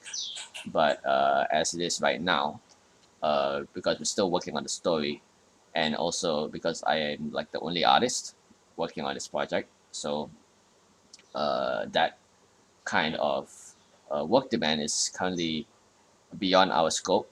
So we're trying to like work our way slowly to that level of having like a proper episode one, but also to also make sure that we always have content coming out at least once a month or every few weeks, so that people's interests are maintained, and always like exploring different characters to get people to understand a picture of this world before we really dive into like the narrative. So like have these videos that offer more and more insights about these characters, about the world that we're building. So that's our plan with it. So without further ado, I'm gonna move on to the Beacon staff actually, because We do. Unfortunately, I do have to leave. all right, okay. I've enjoyed talking to all of you, and like as was said before, I'm so happy to be a part of this project, and the fact that everybody put so much work into it, especially Saito as our main artist here, the artist. The fact that he's giving me the opportunity to voice basically a character of his means everything to me, and I'm going to do my best that I possibly can. And I appreciate every single one of you here watching right now. So I'll catch you all later. Bye. See you. Bye, VTN fan. Bye. Okay. Coming out. Just building on what she's saying too. Whatever you decide, Saito, I am totally down. Well, you have to be. This isn't a democracy. You better be. Not on my server. But Did you not read the fine print when you signed? Oh man. You fool. no, but I'm just looking at the paperwork right now, and what is this about indentured? Indentured servitude. Something about a firstborn son? Something about sacrificing in a blood pit. Okay. And what is exactly this? And what exactly is this sea of snakes? Do I get overtime for that? That's a perk. What are You you get talking a bonus about? if the snakes are poisonous. All right. Let's quickly touch on the Beacon staff. Let me see. So let me pull up the file here. So let's see. So one thing I'm really interested in exploring for Remnants is obviously because the Beacon Academy or just the academies in general are going to be like a lot more prominent. There's definitely going to be like a bigger need for the staff and the teachers and the various headmasters to really stand out in this project. So it's not just the kids, the students, but also, well, I wouldn't say kids because Beacon here is more like a college, like a college academy, because everyone in this alternate universe is kind of like aged up by 1 year. So their first year in Beacon will be kind of like when they're 18 until they're 2022 when the term ends, when their academy, what do you call it, when they become fully fledged huntsmen. So I really wanted to explore more about the teachers and the adults, the professional hunters in their lives, who guide them and mentor them, besides just Team Stark. So the one that I don't have a lot of concept about for them right now, but what I have here is Ironwood. So Ironwood is definitely is a Atlas, and he's what he is specifically, does in the military. I'm not quite sure yet, but he's definitely this figure that has obviously is very popular in the fandom, and definitely would like to explore more about him, his interactions with Ospen, that kind of thing, and he's definitely very. I definitely want to explore more about him in terms of like how he was portrayed in Volume 2, because obviously that's his first introduction, so that's going to be our first view of the character. That he's a very kind of a firm authority figure, but also has he is very friendly, charismatic, and very unshaking in his principles. And I have a lot of different plans for him. I can't reveal yet, but he has definitely has a lot of different connections to different characters. And another I'd like to bring up is Glinda as well. So Glinda, what I definitely wanted to explore more with Glinda as well is to have a lot stronger role in Remnants um, as like a mentor character to the characters, because Ospen, he's the the headmaster, but Glinda is one of those teachers who will be very prominent in guiding them through their journey, and that was something that I wanted to really explore with, and with Ken Koi voicing her, um, giving that life to the character. I really wanted to make someone who had like a larger role. So my plans with Glinda really are as more of like a very seasoned educator and as a seasoned um, huntress as well. So she's definitely seen her fair share of campaigns and battles in the past, and she's meant to have this feeling of someone very experienced, who's very no nonsense. The way she dresses very uh, in a way that's that is she commands presence. She does not tolerate any sort of like fooling around, but she's also um, a very caring educator. She cares about her students.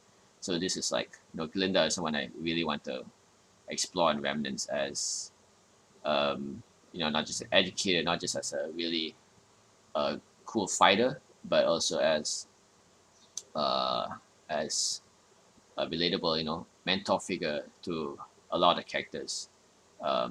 Particularly, what I'm planning for is like for Yang as well, to have, because with Glinda being the firm authority figure and Yang being the kind of rebellious delinquent, that I really hope to have like to explore what kind of relationship they might have in terms of uh, like as that kind of mentor figure in Yang's life, since Yang has never really had that kind of figure in her life before. So another one I like to touch on is Osmin. So he's very rough here. I'm still testing out his hair, because it's either like he's gonna have a part of hair like this, or let me just really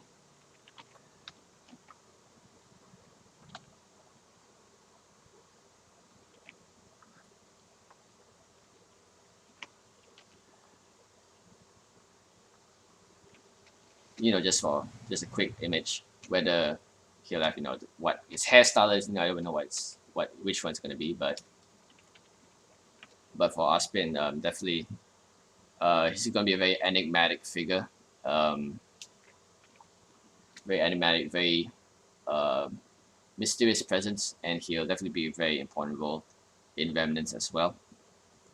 And it definitely has the kind of like this silver fox vibe, I guess. It's very mysterious, but also very friendly. And with Toby voicing him, I really hope that him, and especially with his protege Oscar, that there'll be a lot of interesting scenes with him as well.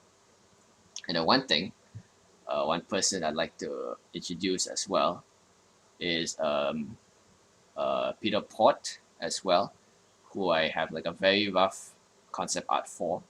But Port, I'm really interested in because of the new direction I can take with this character. Because I believe, someone correct me if I'm wrong, Peter and the Wolf, which is what Port is based on, is like based on this Russian fairy tale, I believe. Can anyone confirm that? I believe that is correct, but I will Google it now. When in doubt, go to the internet. Yeah, because I When have in to have doubt, the screen Google. on. I have to have my screen on here. The internet Or has never Bing if lied you're to into us. that sort of thing. Yeah, It but is a fairy tale written by Sergei Prokofiev. And it is a Russian. Yeah, it is a Russian story. Perfect. So That is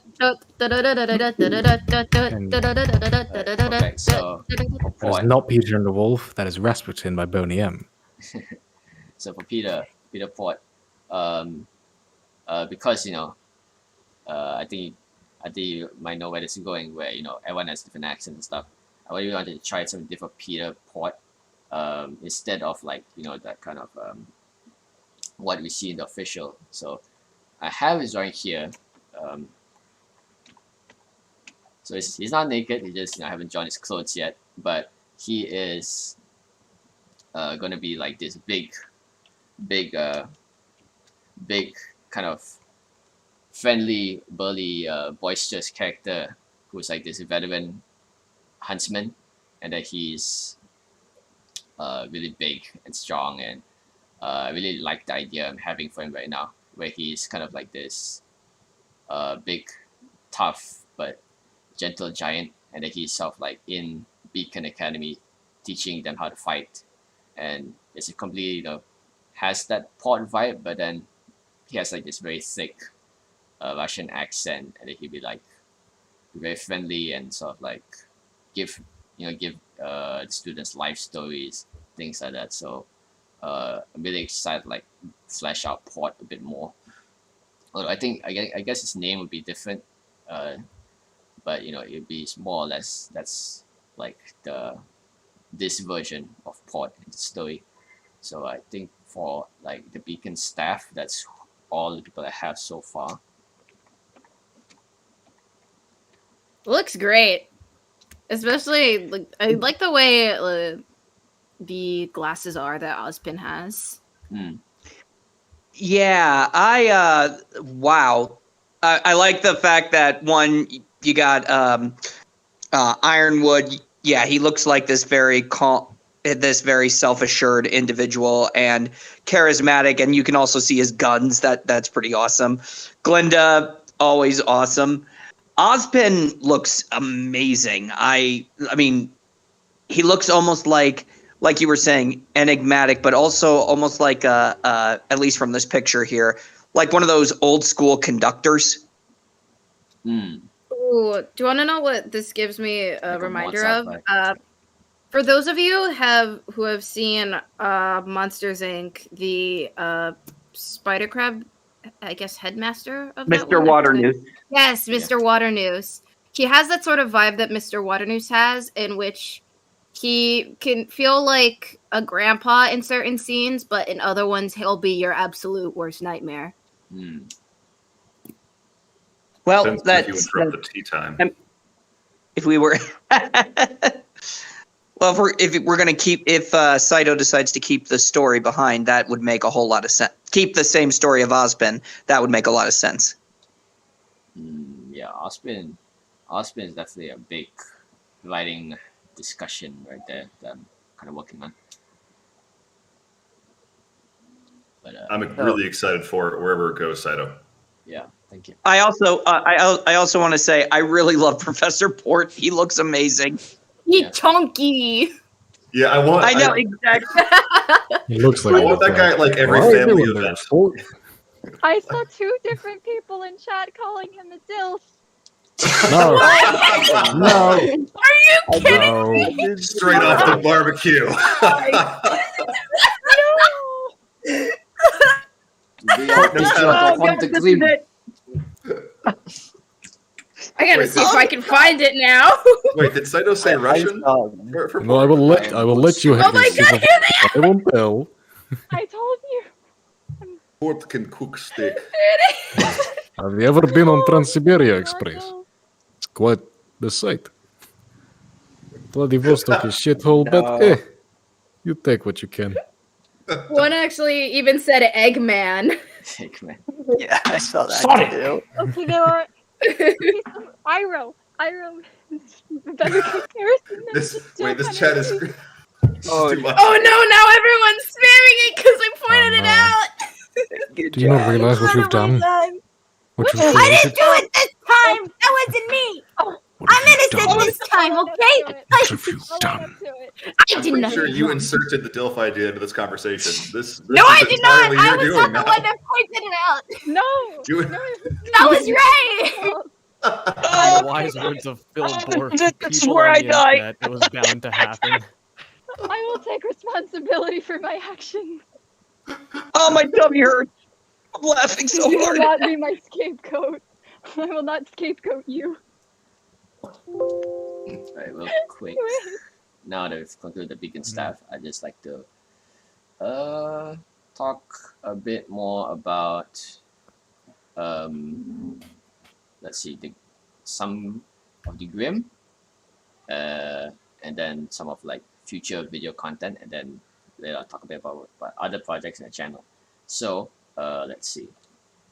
So for the Grim, all the art for the Grim is scattered everywhere, but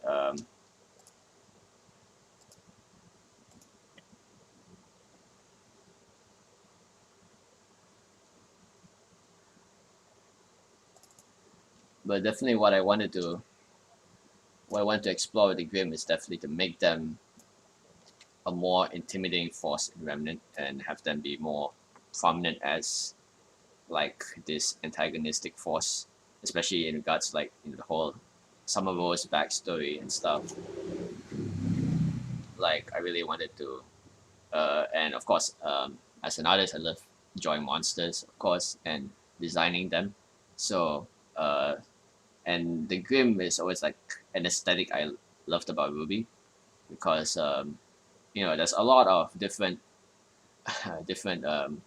like this sort of anime fighting academy type of stories out there, in like actual anime and stuff. But I believe the Grim is like one of the best like monster like designs for like these type of settings, because they have like such an iconic look to them with the color palette that they have, that you can do so much with them and have them, when you look at one, you already know that this is like a Ruby Grim, not from another type of show or game. So let's see.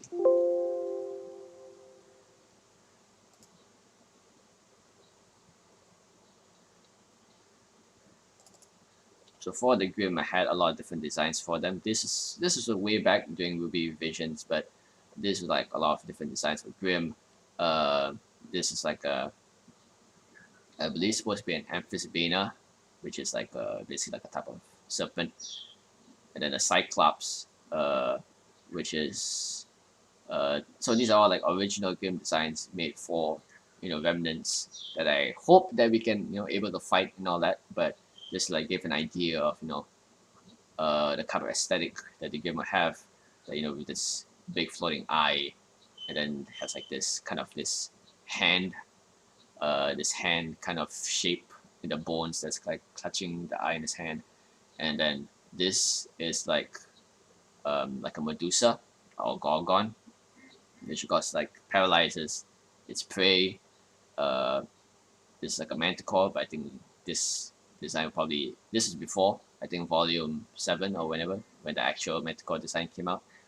and this is a Sphinx, a vacuole grim that like is a very powerful type of grim that has like contains like the original Sphinx, very powerful and very intelligent. And then they of course have like more common types of grim, which is like this is like a hyena type of grim, and let me try to get some more recent designs. Oh yeah, and of course one of the prominent designs for the grim is like the Beowulf. So the Beowulf has been sort of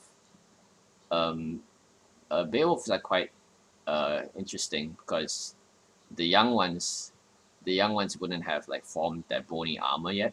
So like newly formed Beowulfs are almost as if like this chaotic mass of just grim energy, because they're like the most common types of more common types of grim that you encounter. They're just newly freshly born, but that doesn't make them any less dangerous because they have like this very amorphous form, and they can sort of like they're made up of many. They can sort of like they're individual Beowulfs, but then they can also merge together into like a larger form.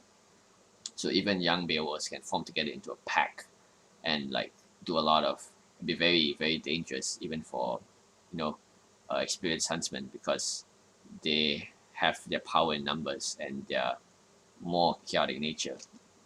And of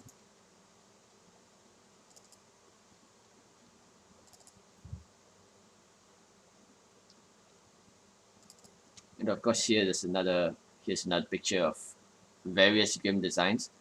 These are more Beowulfs, so just like to show that kind of chaoticness of, so like even their forms are like not uniform. They have like a lot of different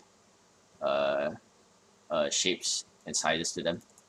And of course you have different designs of grim, some with some with different fighting capabilities, some more for strong bodies like charging at people and all that. Yes, grim. And like even for like this grim, which is like a humanoid grim, which is I won't give too much details about it, but basically the idea that the grim are constantly evolving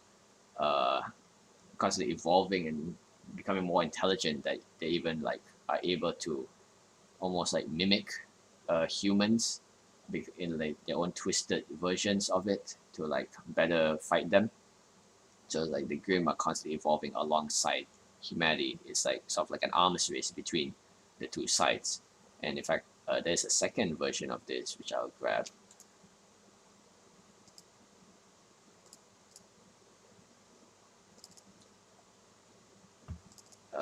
There's another version of this which has a different humanoid grim. And this one is sort of I guess definitely the shape is a lot like an apathy, but I guess it's sort of like the prototypical humanoid grim is sort of the idea I was going for, whereas like as the grim grow more intelligent and evolve, that these sort of humanoid forms start taking shape as well. And this particular screen is going to be from in a future video actually, about more about the grim and the sort of the backstory of the world. So as for future videos, let me check. I just want to say right off the bat, the grim in all of these artworks look absolutely horrifying. I was about to say the exact same thing. These are like, if this is just incredible. Yeah, that's all I can say. This is an incredible elevated version of the grim. I did see so someone. good. I did see someone in the They are chat say superbly that scary. they said they wouldn't be able to sleep at night, and I kind of agree with that. No sleep for either of us tonight.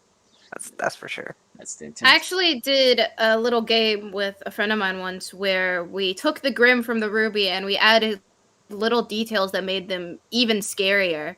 One we did for the apathy was, you know how their hands like drag across the floor?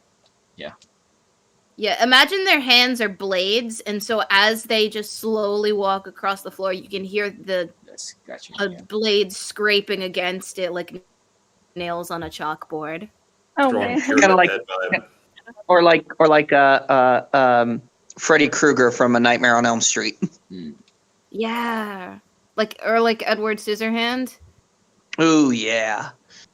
Yeah. Ah, yes, The- equally scary. Edward Scissorhands. I also like the idea that the fact that the Grims can evolve. It's kind of like something like that's terrifying. I mean, it's like the robots from The Incredibles, where they just adapt to everything. You can't destroy them the same way twice. Like Doomsday. Exactly. What? Yeah, like Doomsday from Smallville. Doomsday, Oh. or from DC comic books. From Smallville. This week on the WB. Everyone's You need to take favorite my TV leave, show, but- Smallville. Truly his most known appearance. 5-star masterpiece of a film. I do need to take my leave, but I have had a phenomenal night. Happy 10,000 subscribers, and I sincerely believe that more will definitely be on the way as this continues to progress. Thank you. And I'm so glad that you accepted me into this, Saito. It's been phenomenal. Thank you too. It's been an honor, Rose Petal. See you, Rose. And to you all as well. Bye. Bye-bye. Hi, Rose. All right. So I might be busy later, so I'm just gonna basically conclude this stream with by talking about other projects they're working on so far, because so far everyone here is like a member of like the Remnants team. However, Switchback channel, which I've made to make this of kind of animatic or comic dub, these kinds of videos. It's not something that I just want to have for Ruby itself, but for my own worlds and content as well, which I've also have a lot of the same team members working on as well, but also some different talent here as well. So one of them, I believe there are two other projects that we're working on, and one of them is doesn't actually have like a proper name yet, but so far it's called Voyager.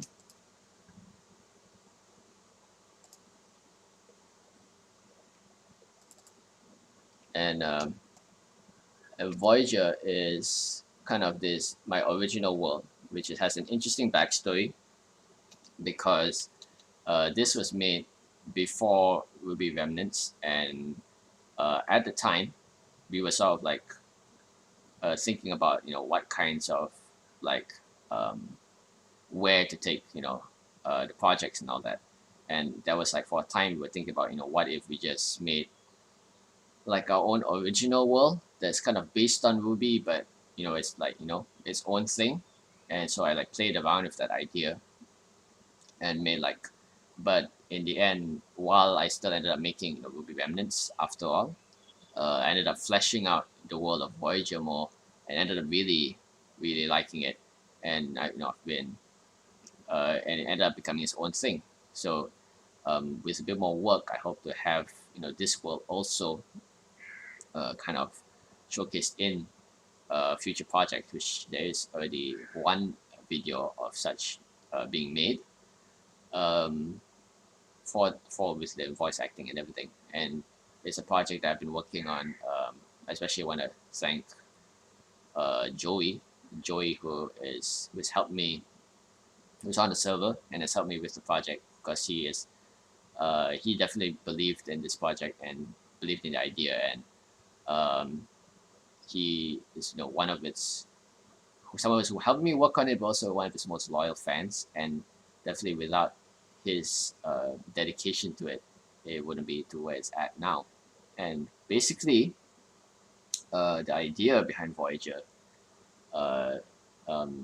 is that the world is sort of like because Ruby Remnants is my fan version of Ruby with a lot of different my own individual tastes involved in it. But I'm proud to say that the world of Voyager is something that is entirely my own. With its own ideas that definitely inspired from Ruby, but also very much inspired from like my own taste in the things that I like. So the basic, just to really touch on the basics of the world, is that it's like the world that as in Earth. It's not another world like Remnant, but it's like Earth that has been destroyed by a cataclysm called. But that cataclysm was the rising of the world tree, which rose out of the ground and destroyed the world. But the magic from that tree ended up transforming the world into a new place with new types of people and wildlife. Like It's fantastic. Like there's all sorts of things here and a lot of details about the world.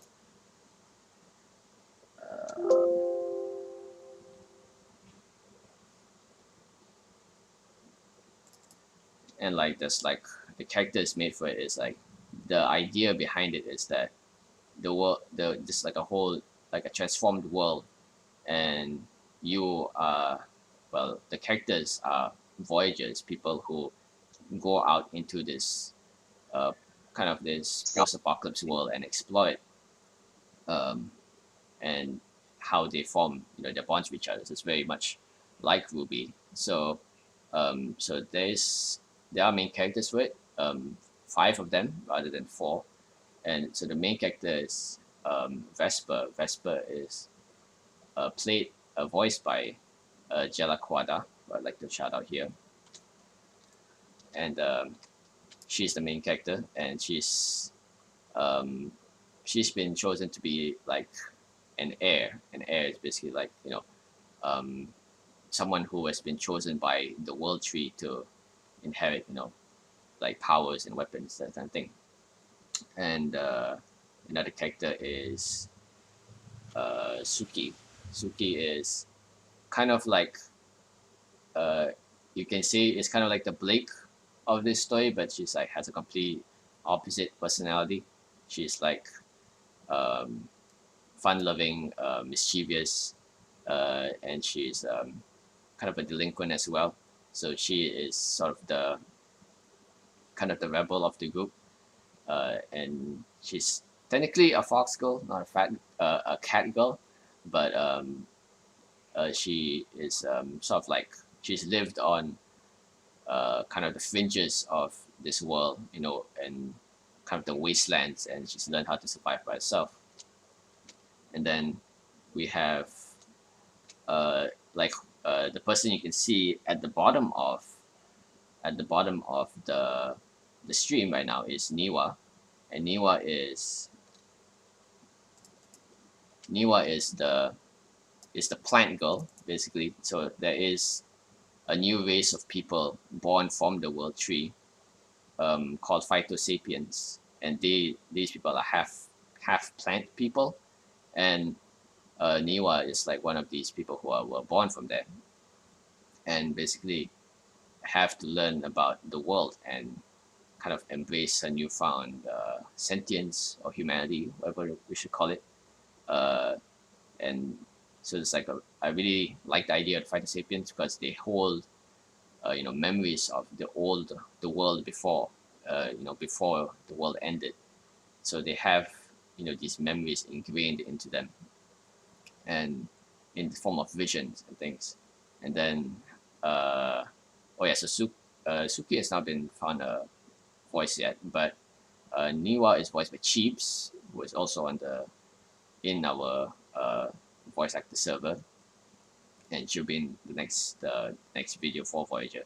And for there's 2 more characters. One is Estelle.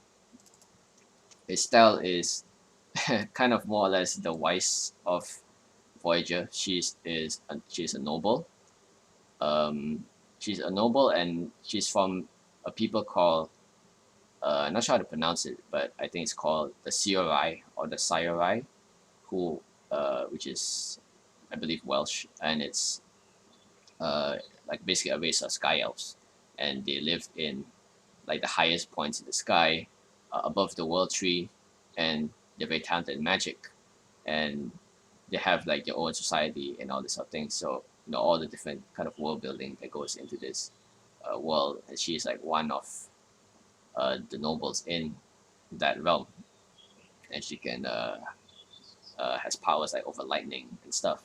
And the fifth character,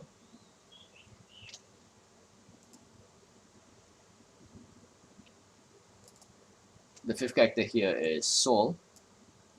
Soul is actually voiced by I don't think I found the voice for it yet, but no, not yet. But and Estelle either. But Soul is yeah, you can guess. I guess it's sort of like the Yang of Voyager, because back when I made this, it was sort of like heavily influenced by Ruby. But as I've worked on it more, they sort of like become their own people, and Soul is kind of like a warrior from from this world, and but this is like her fiery form, but normally she is this is her normal self, which is so her actual name is Mary Soul, and she has kind of like alter ego kind of situation where normally she works as kind of this archivist or librarian, but when she fights, she powers up and becomes Soul and becomes like this very fiery warrior. And these are like the main characters in Voyager that were made, and so these were like the sort of like the things that I wanted to kind of because these are like kind of the projects that they're working on right now. And another project that I don't think I can really show yet. Don't have the materials for it yet. But another one which is Summoner, which is based on like a webtoon project that I've done some years ago, which is like a webtoon project that I did with the past webtoons, but now kind of like going in its own direction. And that project is more of a straight fantasy world, like an isekai actually, with this girl who is transported to another original fantasy world. And that was a bit interesting because that one is definitely more fan servicey. That one's a bit more for a mature audience for that one. So that one requires like different types of storytelling, voice actors, which has been an interesting experience. But definitely there is a finished video for that, which will also be on the channel. So basically, for Switchback channel, there's a lot of new things on the horizon, and not just for Ruby Remnants, but for a lot of different original projects that I hope that I hope you guys can enjoy, and start to understand more of the characters in the world. Really excited to have because have you guys watch them, because there's a lot of different voice actors and talents who will be involved. Although I believe Caboose and some others are involved in multiple projects as well. So I believe that's it for the showcase of this stream. So we can answer maybe a few more questions, then I guess we can conclude. I was able to record a couple questions here for you. So one of them was by I think it's Yugo. I think that's how you pronounce it. A little bit more of a request. They were wondering if you were going to write all this information out. I think they're referring to Voyager and Summoner. They're just wondering if you're going to have a record of this kept somewhere, or maybe videos will be coming out soon, something along those lines. Well, definitely videos will be out about the project, but as for sort of actually explaining the world, I'd rather maybe do it through videos rather than like spelling it out because it is an original project, so it will take time for people to like get on board with it. So I'm hoping to use more in the execution, sell people on the concept, by actually watching it instead of just telling you the idea, so you really get a sense of what the world is actually about. All right. Another one. I think you'll like answering this one from Alex Fan. From one artist to another, when you draw, do you ever get a feeling of cleverness and a great sense of accomplishment? Definitely when things go about the way that I pictured it, or how I execute something in the way that I intended, I do feel good, because obviously as an artist, we do feel a great pleasure to deliver on our works, whether we're like doing it according to whether people will like it, because of social media and all this. But I think it's a very important thing to have a very number one, a very kind of realistic view of your work, like knowing where your strengths and weaknesses lie, but also what are your skill that you don't um, you don't overestimate yourself, but you don't underestimate yourself either. Have a healthy view of what you can or cannot able to do, because I'm able to do what I'm doing for Switchback channel because I know I'm into things like voice acting and animation and telling stories like this. But I wouldn't be making like those types of very detailed illustrations or making other types of artwork that most people might consider to be like better because they're like more better drawn or more detailed. But this is where my element is, and that's how I sort of remind myself that this is where I need to be as an artist. This is where I can shine the most, and can this is my niche. Where I am able to shine, and so having that, and also having a love for what you're doing. At least you don't have to love it every day, but just knowing that these are the kinds of stories that you want to tell, that people you think people can benefit from, that people be entertained by, also helps a lot in that regard. So as an artist, it's helpful to have um, a good view of where you're at, and also a love for the very the things that you make.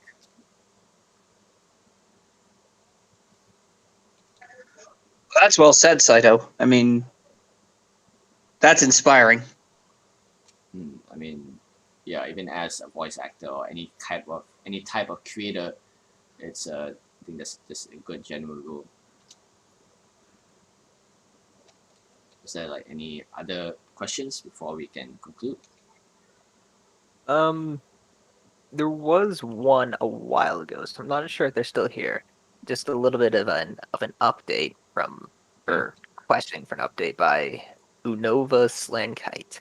They were wondering about the old Crow and Summer video that was planned. What's the sort of status that's with that one? That one. So, for that one, it's an interesting one because a lot, I think about half of the artwork for that is already done. The reason why it's been delayed is because of writing reasons. Because the Stark era is a very important part of the Remnant story, and there's really like there's a lot of like work surrounding like a lot of different mysteries regarding Stark, like how Summer died, the relationship with her and Crow. These are all different things that because they are so different from the official Ruby, but also the fact that it needs to be like really, I guess, perfect, and like it really needs to, because it's so different, it needs to be able to communicate to the viewer what's different about it and in what way. So there's a lot of like different elements to that backstory that that I need to make sure that are completely ironed out before I can go ahead with that video, because what I definitely don't want to do is end up contradicting, the story later and having to retcon or backtrack on such an important facet of the story. So that's the main reason why that Crow and Summer video has been delayed up to this point. I'm basically holding it off until I work out with the writing team and all that, how to really set in stone what exactly happened in the Stark days, to finally show you guys what that's about. We got a recent question from Wee Woo Wee Woo at Switchback channel. So if the characters have accents, will that be reflected in Remnants? I.e., will you be able to use real-world inspiration / culture? Well, I think definitely even for any fantasy, the real world is the best reference you can use, and I think for Remnants itself, like maybe if you mean like if you're taking like very direct references from real world cultures, um, I think yes to an extent because a lot of the languages and by extension the accents in Remnants are pretty much the same as our own because like the characters, all their names and stuff can be translated from their original from that language into English, into Earth languages. Like for example, like Yang Xiaolong's name is based directly from Mandarin. It's directly translatable to Mandarin. That's how the official show did it, and I think that's the same approach we're doing. Basically, to use those real world inspirations as the basis for that world, but obviously the cultures are all different. It's not the same as Earth, but it's sort of it's kind of this weird mishmash because of all the fairy tale inspirations based on our real world. So Remnants is kind of in that interesting spot. Um, so yeah, that's I guess kind of the reasoning for that. Nice. Another question. Before we get to any other questions, I have got to get going, but I am just going to say thank you for having me so much on this stream, you guys. It has been such an honor talking with all of you and just being a part of it. Thank you, Saito. To everybody, Caboose, Chose, Crimson, Birdie Tracks, A Tiny Ray of Light, those who are still here. This is going to be awesome, so thank you. Have a good day. All right, thank you. It's good to hear you. See you later, man. All right, maybe last question then. Last question. A question from Hugo. Besides Ruby, what shows do you take inspiration from in terms of art? Okay, so I take style or design. Sorry. Yeah, I mean, in terms of shows or just games or movies, I take reference from everywhere basically, because especially for like what I did for Voyager is that I included like a lot of my like favorite tropes and stuff from anime, from games and stuff. So a lot of different a lot of character designs are based on different tropes that I enjoy looking at. So like I can give some examples here that there are a lot of different character designs made for the world of Voyager. So like here we have this basically like a blood mage, which is based on like so a lot of these characters are not named per se, but they do exist in the world to help flesh out the world. And this is like basically like a blood mage, and this is based on my experience. This is mainly based on my experience playing like D&D, and the fact that there's no like actual like blood magic, dedicated blood magic in D&D made me want to create like a character that uses it. But of course, it's also based on different different media that has blood magic. Like I believe Kyokai no Kanata was one anime that had it, and like there are a lot of different ideas in Voyager that take from my favorite games. Like there's another here's another a character who is like Vesper, who has like who is an heir, who has like a weapon, a special weapon, and these of course are kind of inspirations from, for example, like Near Automata, which sort of like has like those ideas that you have like this weapon that floats in the air instead of you strap it to your back. It's like kind of floating next to you. So these are like all like tiny elements that you can use that I use like to build out my world. And then of course there's like this another character who's like a basically like a monster hunter from like Monster Hunter World, a game which I played a lot of, and this idea of like like a people, like a tribe of people who just go around wielding big weapons, fighting monsters. Obviously, the inspiration here is very clear, like from Monster Hunter, but of course, like these sort of elements all throughout the different references I pick for the different characters that I make, and like all the different types of characters that that are designed to flesh out Voyager's world. These are all taken from like my favorite games and movies and stuff like that. So so definitely I have a lot of different references, but if I wanted to like list them all, it'd be very we'd be here all day basically. So so I think that's it. I will conclude. It's been quite a while already, so I'm gonna conclude the stream here. Oh, Saito, we've got one surprise guest in the last 5 minutes. Edelweiss, can you introduce yourself to the crowd? Oh, okay. Yeah. Yeah, sure. Sorry for hopping in at the last minute. I just got off work. Figured I'd come by and say hi.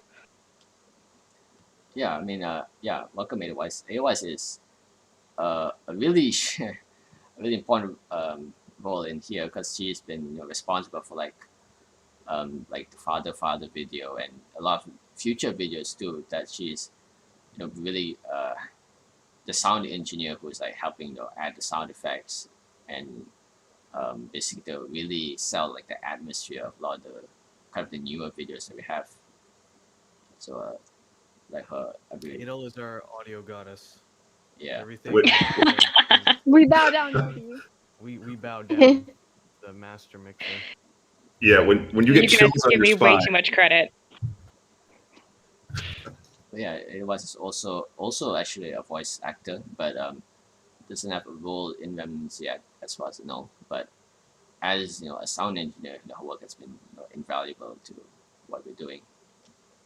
So thank you for that. Of course, it's a lot of fun. Like, I love working on stuff for this project. It's just been a blast. But yeah, I mean, with that said, unfortunately, I think we don't want the stream to go too long. So we can conclude here if there's nothing really else. And I really want to thank all of you for coming and for really adding adding to the atmosphere and helping me out here. And I hope we can have a lot more like this as we bring the future of the channel forward. Yeah, thank you guys for it was great. Here. Yeah, thank everyone for coming out and watching and listening to us and giving us your questions. It's really, really appreciated. We love the support. This has been wonderful. All right, thank you guys. Let me see if this works.